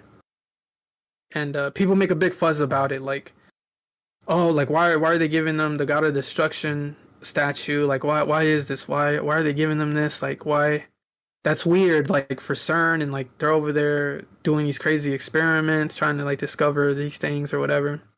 I also thought it was kind of strange, right? I thought it was very weird because the statue, if you look it up, it's like, it looks crazy. It looks fire, but it looks crazy. Then I come to find out that they were trying to find out if the Higgs boson was an actual thing, right? That's what they were doing at CERN. And I'm like, okay, all right, that's cool. And I've always thought to myself, like, well, I wonder where they kind of come up with these theories that these things might exist. Obviously, you know, they go to school, they learn whatever they learn, and they study these things, what have you. But then I find out that the Higgs boson was actually discovered or hinted at that it existed from an Indian scientist that worked with Einstein. I said, that's kind of strange, right? Now you got two connections to India. That's weird. I don't understand. Like, there must be more to this. There must be something going on, right? So then, as I'm researching these people that I was telling you guys about that came from Europe down into India that brought this advanced culture, come to find out that they brought so much information with them. They already had AC. They had knowledge of the stars. They had knowledge of agriculture. They had all these different advanced things, and they had books where this stuff was documented. And they're known as the Vedas. Now, when I start to unwind and unpack these things, I'm like, well, this is very weird. There must be a connection here. Like, there's some kind of connection between CERN, this Indian scientist, and there must be some connection to these writings and scriptures that they brought down with them, the Vedas, right? Yeah. I see a connection between these things, and I start thinking to myself, well, what could the connection be? I'm like, what could the connection be? What is it? What is it? So then one day I'm just sitting, and like it pops in my head. I'm like, what do the people in India think about the Higgs boson? Like, what's their connection to this in CERN? Like, what is it? Also, So do you want to explain the Higgs boson for the listeners? Yeah, so basically they call it the God particle. And it's just a particle that everyone was kind of hinting at that existed, but there was no way for them to know if it really existed or not until they built the CERN, the collider, where they shoot the particles at... Okay, so what they do at CERN is they shoot particles at each other like super fast. And when they crash into each other, they basically... like they explode into pieces or whatever, but you're able to see for like a split second like what those particles are made of once they basically like explode, right? And they like a bunch of people came together to build that collider to find out, to see if the Higgs boson was an actual thing. Like they call it the God particle, and we're gonna get into that on why they call it that. And so when I saw the statue, the Indian scientist that worked with Einstein, and the connection that it had to India, I go and I start researching what does India think about the Higgs boson. Come to find out, I thought this was very interesting, right? This was kind of like the thing where I was like, wait a minute, there's something going on here and I need to look way deeper into this. Come to find out that the Indian people were very mad. They were very upset. And the reason they were upset is because they didn't understand how they could give... Now, the scientist that ended up getting all the fame and acclaim, I think he ended up winning like the Nobel Prize for this. He was white. And the Indian people were very mad. They were very upset because they said, how could you give credit to this scientist for discovering the Higgs boson when it's already been written about in the Vedas? And I said to myself, wait a minute. It's already been written about in the Vedas. Like what are they talking about? So I start researching them. And I go to the part where they're saying that the Higgs boson was talked about already in the Vedas. These ancient people already knew about this God particle. But the way they described it was different than the way we would describe it now. Now you have to realize something when it comes to these ancient cultures, right? These ancient cultures, the way they describe things, it wasn't really like in a scientific method way like we do now. They described it more in like metaphors, right? So they may refer to the Higgs boson as an egg. And that's how they refer to it in the Vedas, right? As an egg. And now think to yourself, why would they refer to the Higgs boson as an egg? Well, what is egg cradle? An egg cradles life, right? They call it the God particle. And the Vedas call it an egg. Now put yourself in their position. Let's say you lived a long time ago and you lived during the time when they were writing the Vedas, right?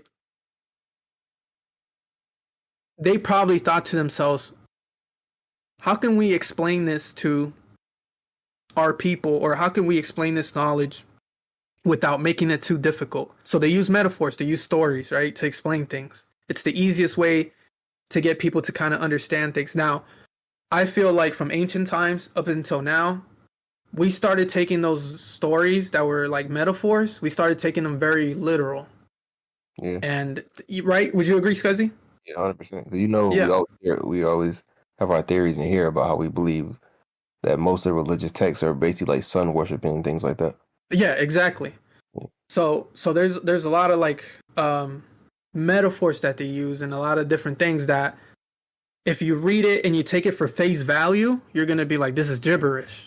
This doesn't sound like anything, right? Like this doesn't sound it. But what I think has been happening, and I'm gonna give you guys more proof of this. After I read this, I said to myself, well, there must be more information here. And it seems like, right? Now we're going back to when I was younger and like this information that I was taught in the West and my Western education and the education I was given by the West. They don't view things how they view them in like Eastern places, in Eastern philosophy, how they live completely different in India than how we live here in America. So as I'm getting this information now, I'm thinking to myself, well, this must mean that they've been taking information from the Vedas, converting it into English, and then claiming that they came up or they discovered this information.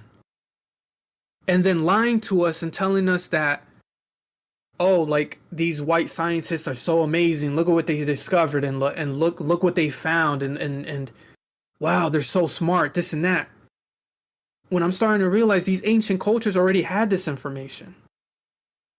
And it's being hijacked and rewritten to us and we're made to believe that these people came up with it, right? Now, who was doing that as well? Who was trying to do that? But he failed. Hitler. Yep. Right? Okay, now you're starting to see a pattern, right? Now you're starting to see a pattern where people are taking certain things and they're trying to manipulate it and give it back to you and tell you like, oh, this is the original thing, right? Or this is what we came up with, what have you. Okay. The Greeks too, with like geometry and things like that they learned from the Egyptians. Exactly. They straight stole, and people look at it as like Greek, exactly. You know, inventions when really they stole it all from Egypt. Exactly. And they tell you in their text that we learned everything that we know from Egyptians.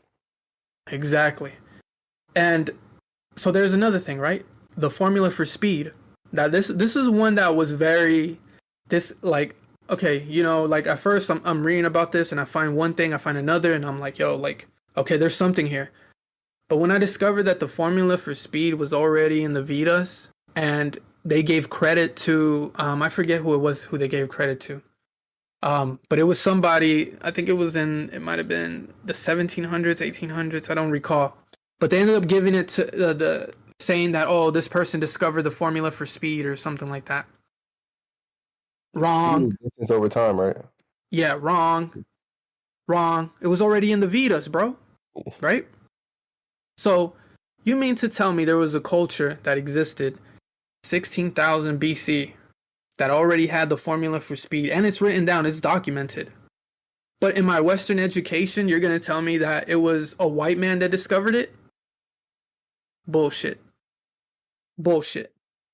And this is the type of thing that's been going on for decades with us here in America. They've been lying to us over and over and over and over. And personally, like, I've been sick of it for a long time, and I've been wanting to speak on it, but you can't speak on it because people are so on such a low level that they can't even comprehend like that this could be going on. Okay. All right. Let me not go on a tangent here. Let me keep going with what I'm saying. So these people that come down, right? Let me go back to when they came down from Europe into India, and they end up mixing with these people in India, right? And you can look this up. It's all documented, right? They bring this Hindu culture, right? Like, I'm not going to get too deep into that, but you guys could go research that. They end up bringing that culture and all that information that they got from Atlantis. What I'm saying is Atlantis. You can think what you want, but that's where I'm going to stand on it. So they get all this information. And they start modernizing, right? Now, there's some more holes where I'm like, I start thinking to myself, why is it that there's pyramids all over the world and they seem like they're coming from the same culture? Why is that? Like I couldn't wrap my head around it, right? I'm like, and then I'm thinking to myself, I'm like, it's too far for someone to travel like from the ocean, like back in those times, how they're, what they're dated. I'm thinking to myself, how is someone going to go from here all the way to here and then move all these rocks, these big boulders to make these pyramids? Like there's pyramids in Mexico. There's pyramids in India. Pyramids in Egypt. Like, I don't understand. Like the distance is too far. They even have pyramids in Nigeria as well. I just found out recently. Yeah. They're still finding pyramids now. They're using this new I think it's called LiDAR. I think that's what it's called. They're using that to like discover pyramids that like are underground that ended up getting covered over like hundreds of years, right? Thousands of years. So they're still discovering even new pyramids like until today. But I was like, why? How could that be? How could all these pyramids have such similar things? Like, I don't understand. Like, there has to be something's missing.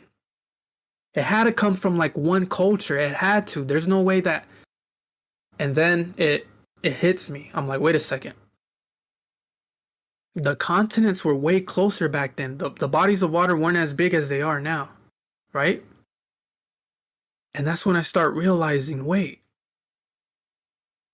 They must have came from this same culture, from these people that went east from Africa into India, these people that ended up going east up into what we consider now Europe when the flood happened, then came back down, met with these people, showed them the culture, right?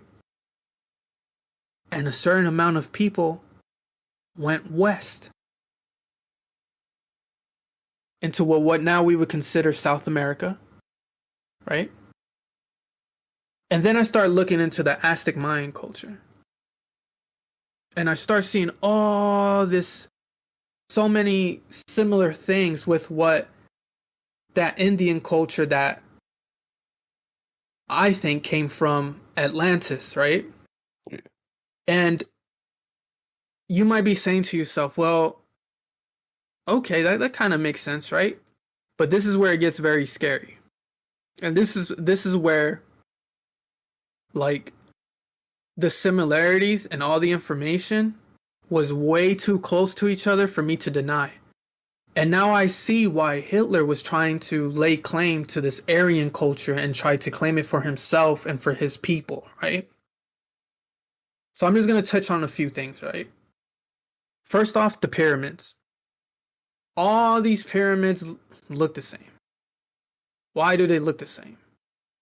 It's pretty obvious that they came from one culture and they must have came from this Aryan culture, right? Another thing, the Mayans, Aztecs, right? In the Vedas, and you can go research this, they have something that's known as their own yugas, like for their calendars, right? And the Kali Yuga begins at 3102 BC. Well, guess what? The Mayan calendar starts at 3114 BC, right? They have all these like gods that they worship, all these different things that are very similar to what they worship from the original Aryan culture. What you would now consider like Hindu culture.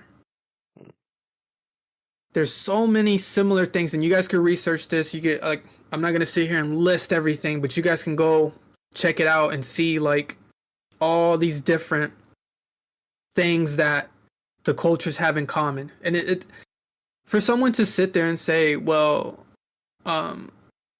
that's not possible, or that's not true, or that, you just have to use your common sense.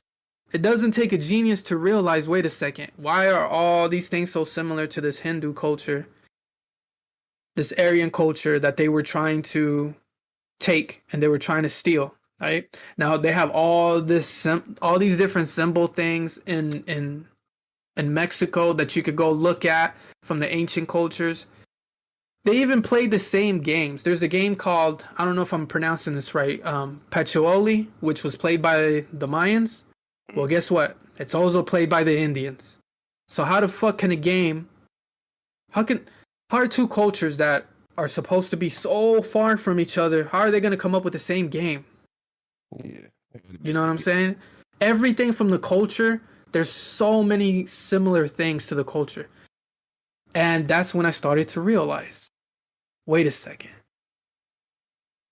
This Atlantis culture must be the true Aryan culture that Hitler was trying to hijack. Yeah. And the reason that they drill it into your mind when you're young, when you're going to these schools and they're giving you the curriculum, is because they don't want you to know the truth of where they're getting certain information and repackaging it and presenting it to you, that it's the white race that's coming up with all these things, and they're starting to discover all these things, and they're so great and they're so amazing, and just look at all the things that they're discovering, and look at all this information that they're bringing to society, and that what they're contributing to society. Right? Yeah. Now, I want people to go and do their own research now. I want people to go find out and go look at all these things. Go look at the actual Aryan culture. That's why I feel that they demonized it so much, and they try to attach it to this evil person. Like, I don't care about Hitler. You know what I'm saying? Like, what he did was evil. In no way do I support anything that he did. In no way do I think any of those things were right that he did. I'm actually probably even more upset at him taking these symbols and trying to hijack this culture than anyone else, bro. Because they denied me knowing the truth of where my ancestors came from and where so many other people's ancestors came from. Now, here's another thing. These people that are in power, they're very, very sneaky. And I'm sure you could see it now by what happened to Kanye, and you guys saw what happened and everything he went through. But I find it very weird that the Avatar movie is about blue beans, right? Yeah. Because if you know that in Hindu culture, Aryans, their gods are blue. They have blue skin. And in that culture, God uses many avatars. But let's take it a step further. Why are the people in the Avatar movie Mexican? And why do they come from Atlantis in the movie?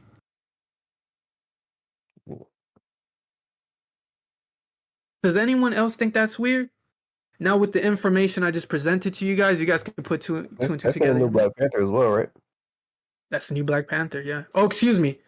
Sorry. I confused the Avatar. You're right. The new Black Panther movie, that's what I was talking about. The Black Panther movie, they have the Mexicans that come from Atlantis. That was very weird to me. But here's another thing. Why are they trying to pit the Mexicans versus the blacks in the movie? Exactly. We're not going for that. It's 2023.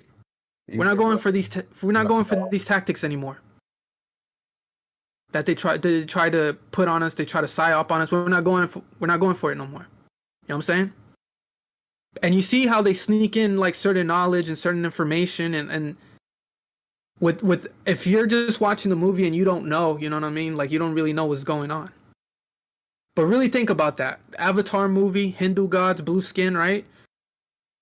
The Hindus, like I said, Black Panther. What? Start looking at these connections, bro, and why they're doing these different things. Don't just take it for face value. Don't just look at it and be like, oh, it's just a movie, you know? Like these people know what they're doing. They're very methodical. They think about what they're doing, the way they go about things. It's all very calculated. And there's people who will sit back and say, oh, well, no, I don't think they're that calculated. Just look at what they've been doing. From the moment they got women to smoke cigarettes and the campaign that they did in order to make that happen, they're very calculated with how they do things and how they present things and how they do different things, right? Now,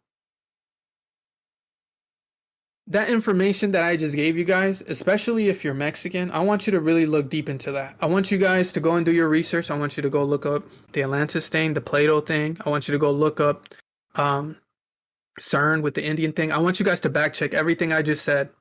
Go look it up. Stop giving in to this curriculum that they give you when you're young and try to tell you how things are, because they're not like that at all. Throw that out the window. You know what I'm saying? All that information they give you, throw it out the window. Because they know what they're doing. They know the manipulation that they're doing. They know how they're fucking with your mind when you're young. They know how they're fucking with your nutrition. They know exactly what they're doing. Throw that out the window. Go start doing your own research, how we've told you in every podcast. You have to do your research.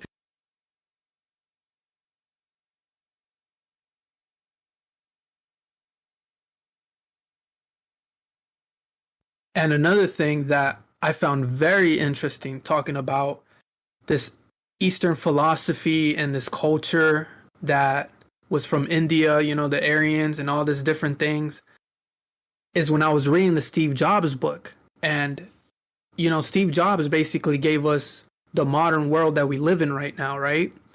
And for anyone that hasn't read the Steve Jobs biography, please go read it. I think you guys are going to find some information in there that's going to really help you in your life or in your career or anything that you're trying to do, because the way he came at life was so crazy. But for those that don't know, Steve Jobs traveled to India when he was young, right when he dropped out of college. He went to India and he indulged himself in this culture. And this culture is basically what ended up birthing Apple. So if we look back, we could even say that this culture is what gave us the modern world in America that we currently live in with technology and all these things. Because had he not went to India and learned what he learned out there and came back to America and kept practicing those things, like if you read the book, he talks about what he was into, all the different things he was doing. So that's why I say it's so important that if you listen to this, that you go and you research these things for yourself and you learn this knowledge. Because once you learn this knowledge, it's going to be very hard for people to manipulate you or try to tell you things like, oh, well, because that's what people try to do, right? People, especially in America, they try to push this thing on us that's a certain race is more superior than we are. And I never bought that. Never in my life have I ever bought that. And that's why now I'm glad that we're in a place in society where so many people are coming forward and talking about these different things, because now it doesn't sound as crazy what we're saying to people. And I'm pretty convinced that in the next 10 years, this information that we gave today is going to be looked at and it's going to be taken in by way more people and accepted by way more people, right? So that's what I wanted to say about that culture. I think it's a beautiful culture. And now this is the culture that I identify with, and with the Hindu culture and all the things that go on with it.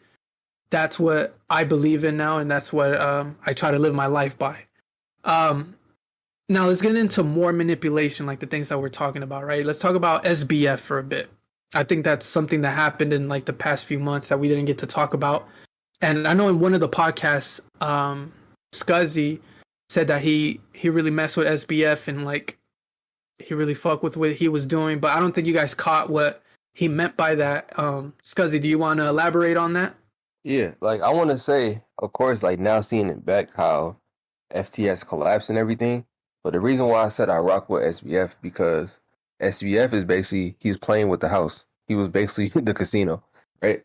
So he took people's money. He paid off politicians. So now that all this collapsed, he's probably gonna get off lighter than say somebody with no connections did the same thing. You know, they're gonna throw you in there in prison and forget about you. But he played the game the American way. So my point was saying that I rock with SBF because all he was doing is playing the game the way that it's supposed to be played if you have those advantages. Because now we see that people in those positions, they don't play by the same rules that we play by. They get a completely different rule book. Actually, their rule book is set up to keep people at the bottom. You see? So by saying I rock with SBF, I wasn't really saying like, oh, I think X, Y, Z is going to happen because SBF. I said, yo, I rock with SBF because he's playing the game how they teach you to play. And one thing that we always want anyone to listen and to know is that you must learn the rules to the game, how it's really played, and take your feelings away from it. You know? Yeah, because it's not played. Yeah, it's not played how you play the game. How they make you think that the game is played in society, that's not how they play. They play for completely different rules. Exactly. So somebody from the hood who didn't go to MIT and work at Jane Street and do this and that, they never could have even created FTX in the first place. Exactly. They couldn't even fathom like what it takes to build something like that. Let me ask you this. Do you think that now this is what I personally think, and then we'll get into what you think about it, right? I just want to present some information that I think is kind of weird. I think it's kind of weird that he was funding all these politicians and he was sending a lot of money to Ukraine, and now that FTX is no longer there, it seems like BlackRock stepped up and took his place. And it kind of seems like hyper-capitalism is about to be here, like for the masses to see now, because it seems like BlackRock is going to have all these contracts to build back Ukraine. And so now it seems like BlackRock is the one putting all the funds into Ukraine and like sending money over there. I just think it's kind of weird that FTX went down and now BlackRock just stepped in out of nowhere to take their position. What do you think? Do you think he was working for intelligence agencies and FTX was some sort of not psyop but some kind of front for them to wash money and launder money and do all these like illegal things? I think like when I talk about things like that, I don't want to go on here and say like, oh, I know for a fact that he was, but what's your opinion? I think it's more likely than not that he was working with intelligence agencies. And also too, I think that a lot of people in those positions, they might even be naive enough when they start getting higher ranked to feel like they can come, oh, I got some money, I'm gonna change the world and I'm gonna, do whatever. And then they get in those positions when they got the money and then people sit them down like, no, this is how it really works. Right. Well, I mean, it's pretty obvious though that it was all a front, because I don't know how well people can gauge people, but I have from being in the street and dealing with crazy personalities and all these crazy, you start to kind of get a good profile for how to profile people, right? And it's like when I look at SBF, I kind of see a person that's just like you said, he's just playing the game. And he had a conversation with someone, and they leaked that conversation. It was in the DMs. He was talking to someone, and he said, "Yeah, well, I was just playing a part." He didn't say exactly like that, but it's basically what he hinted at, that we just have to pretend like, oh, we care about charity and like we're doing this for people, when in reality they're doing it for themselves or another reason, for a selfish reason. So it's kind of obvious now. Like, I don't know about other people, but I completely see through him now. I did a little bit before, but now I can completely see with what transpired that he's a person that was just doing this for his own benefit, and he was trying to get away with as much as he could get away with. It's much possible that he was able to run off with. What I was saying is that I can't say that I believe that he started FTX to be an intelligence agency asset. I think he did it out of selfish reasons, and it hit him hard to say, oh, this is what really happens once you enter this level of money. Oh, I see. Level of influence, you know? Yeah. So I think he went in it in a selfish way. Him and his, young people, 27, 28, 29, around our age. And now you got $1 Yep. billion. And then they come to you and say, no, this what happens once you get that $1 billion. This is what you're going to do. Or Yeah, for sure. this happens. It's another level of the game, right? Yeah.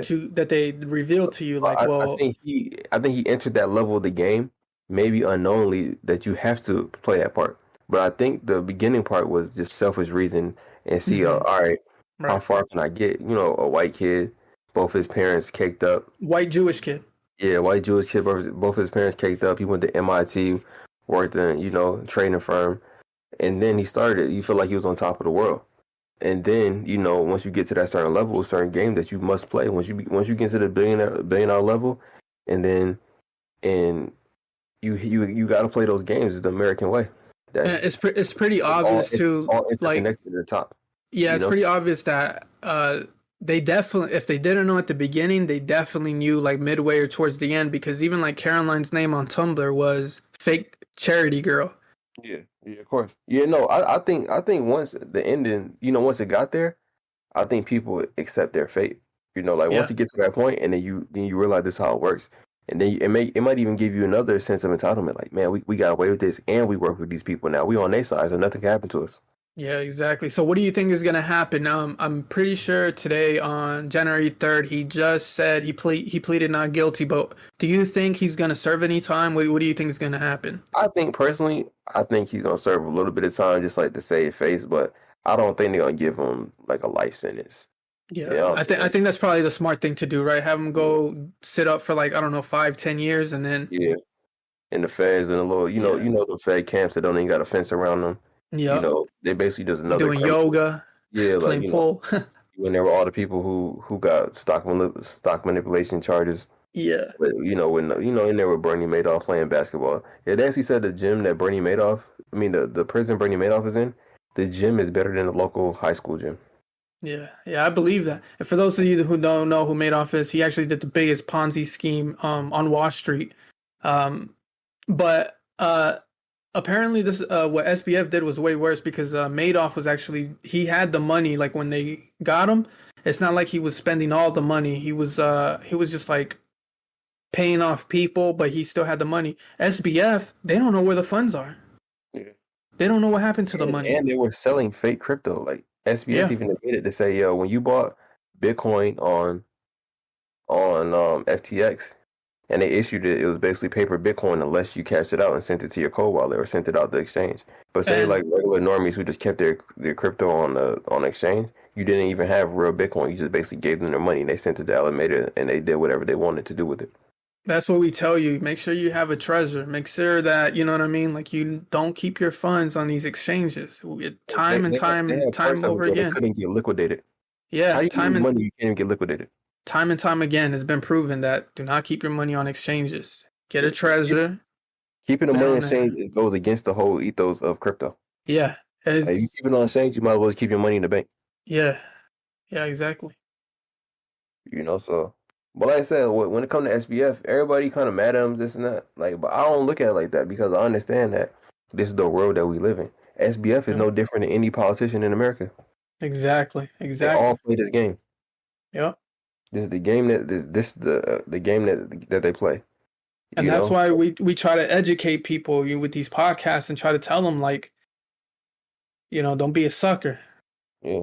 Do your own research. Stop. Yeah, like, even what we said, like, you don't have to believe anything we just said. Go do your own research. Go figure it out. Go. You got Google. You know what I'm saying? You can go get a library card.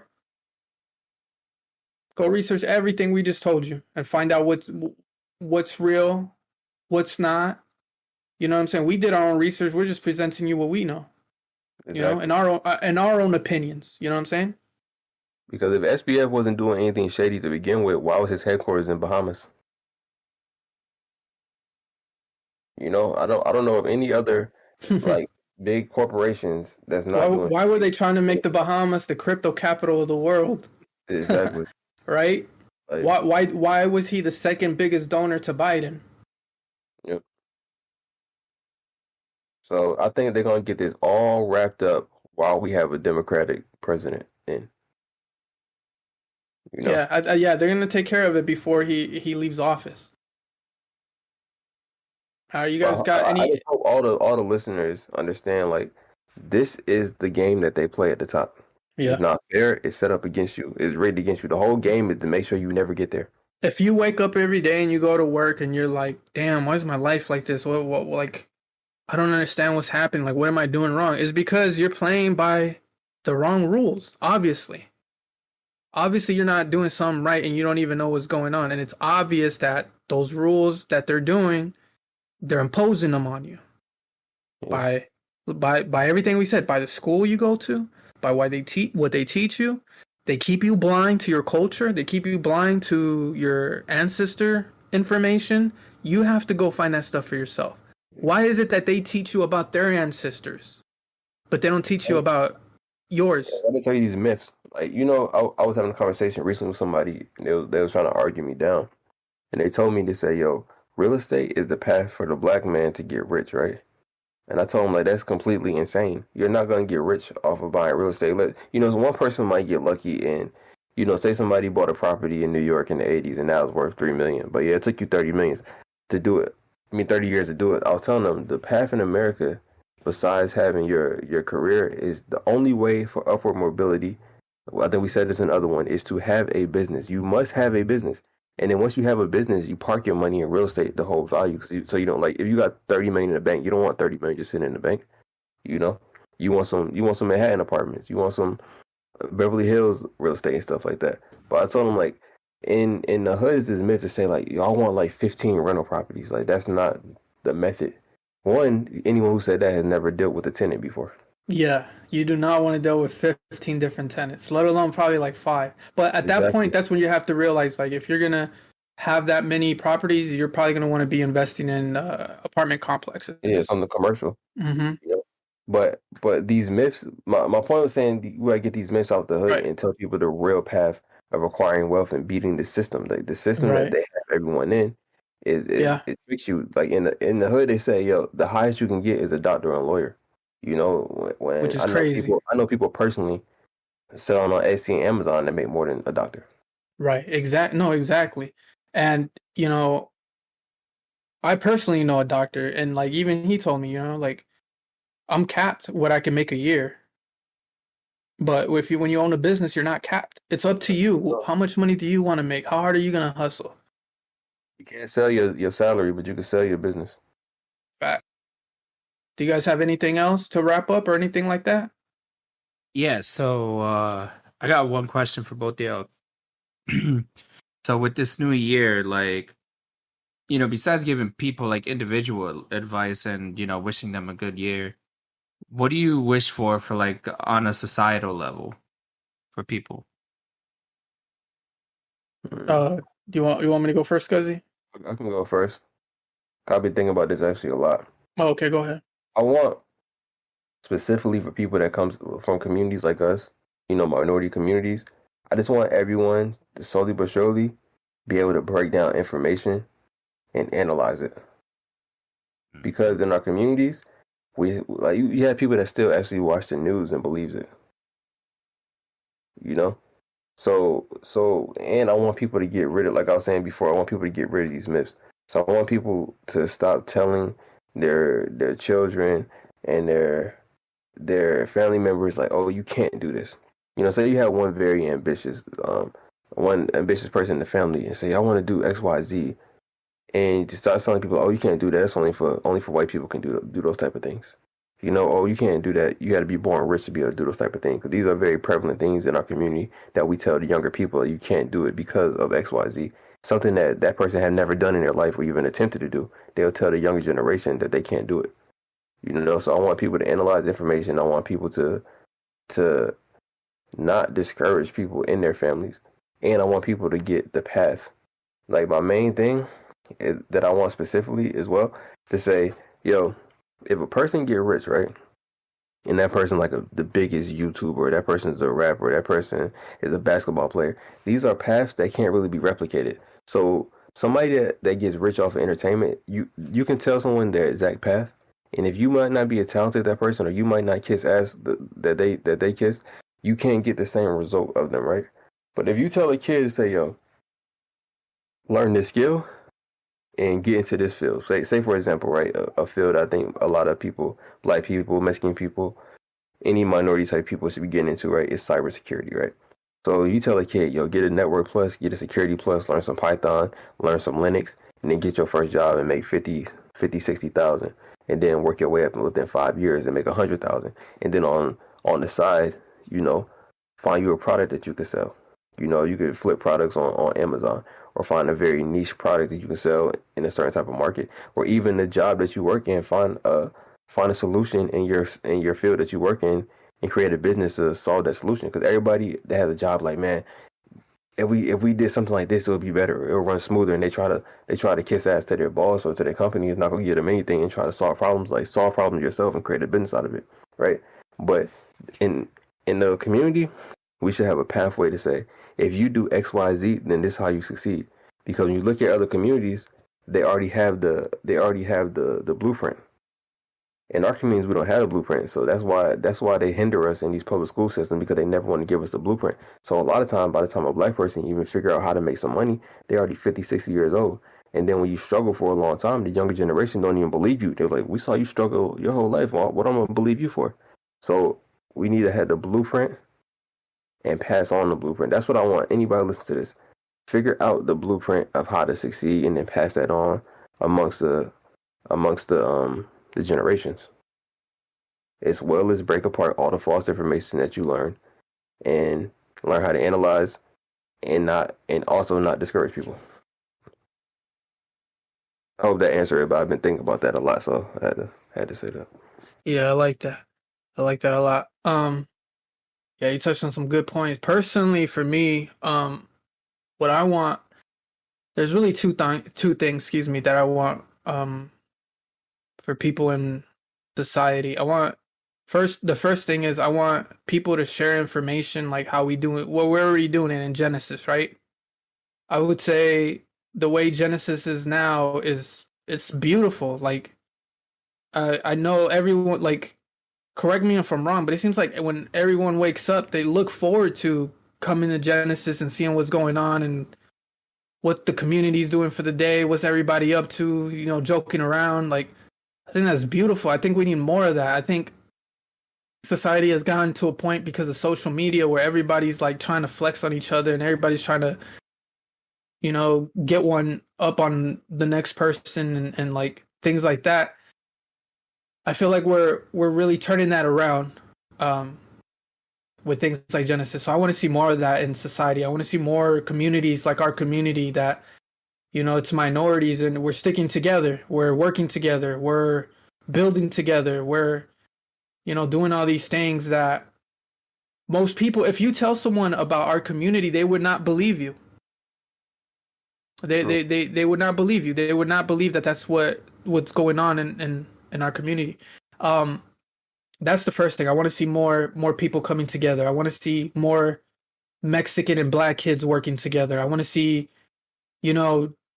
us helping each other more. That's definitely, I want to see more families sticking together. I want to see, you look around and you see like these things that they're pushing on our culture and social media. Like, I want to see more women respecting themselves and not going to OnlyFans and feeling like they have to look at themselves as an object to make money. And I want more people to be happy with themselves and, and do whatever changes they have to do that they feel they have to do for themselves in order for them to be happy. I want to see more of that. I would just want people to be happy and respect themselves and have morals. I think we've lost that. I think there's a lot of people now that don't have any morals at all. And when I say morals, like I'm not referring to what we were talking about earlier when it comes to business, like what the SBF thinks. I'm talking more about respecting each other and respecting yourself, and like not putting yourself like naked on the social media timeline when there's kids who get online and like they're seeing these things, and like you don't know who you're influencing. Like, think about that before you do something like that. Like, you don't know what type of people, what kids are online and what they're seeing and what you're influencing and things like that. I want people to think about that when they go online and what they put out into society. And the second thing I really want people is to stop getting finessed. I want people to wake up, and I don't want to use the word wake up because I hate when people use the word woke. It really shows like when people use the word work is like a certain archetype of a person. I want people to stop being region locked. I want people to learn like more languages. You know what I'm saying? Like, I want people to just understand what's really going on and stop getting finessed, because that's what they're doing to you. They're finessing you into a life that it's not even your thoughts. It's not even how you want to live. It's nothing that you want, but you've been conditioned since a child through education to think that this is where everyone ends up, and that's not true, because look at us. Look at the things that we're doing. We did not end up like that, right? And I want people to take more risks, because I guess that'll be my third thing. I want people to take more risks and understand that people don't know what they want until you introduce it to them. So like Genesis in our community, no one in here could have told you that they needed something like this. But it's done wonders for people. For me, myself, like being able to go to a place where like I can like tune out all the noise, and I could just be around people that they know about fashion, they know about politics, they know about business, they know about all these things, cars, like how to fix, like, you know what I'm saying, your brakes, or how to change your brakes, or something happens. You can come in here, you can ask for help, and you can ask people questions. Like, that's really my three things. You know what I'm saying? Respect people. Let's make society better. Let's create families that stick together. Let's stop getting finessed by these people that are trying to finesse us, and let's take more risk. Let's innovate more. Let's make more innovations. Those are really my things that I want from society. I agree with those 100%. The innovation, give people the blueprint. They're gonna be set. Facts. And I think we're gonna wrap up tonight's episode. Thank you for joining us, and as always, it's always been a hell of an episode. Yeah, I just want to say thank you guys for sharing your platform with us and allowing us to come on here. And like, I know this is the fourth part, and I think like every other part is like 2 hours long. I think this one's over 2 hours too. So yeah, shout outs to you guys. Make sure you guys check them out. They're about to go up on YouTube, so check out their YouTube channel if you get a chance. Make sure you guys check out Scuzzi. I know he said he's got some things in the pipeline that he's gonna go crazy with this year. You can find me at Guns and Crayons on Twitter, Guns and Crayons on Instagram. I don't use TikTok because it's owned by China. Sorry, I don't care what you guys say, but I'm not using it. You want to plug your stuff, Scuzzi? I don't even know my Twitter. I think my Twitter is Scuzzi Labs. But you really can catch me in Genesis. Yeah, we really be on Genesis. Oh yeah, if you guys want to join Genesis, it's discord.gg/simulation. Yeah, we on the most fire. Huh? You catch me on Orpheus. Yeah, we're on Genesis and Orpheus. You know what I mean? Nice. This is the Far From Sober podcast. This was the Guns and Crayons interview part 4, featuring Scuzzi, featuring Big Gucci Sosa, featuring Bundy. We're out. Yes, sir. Boom.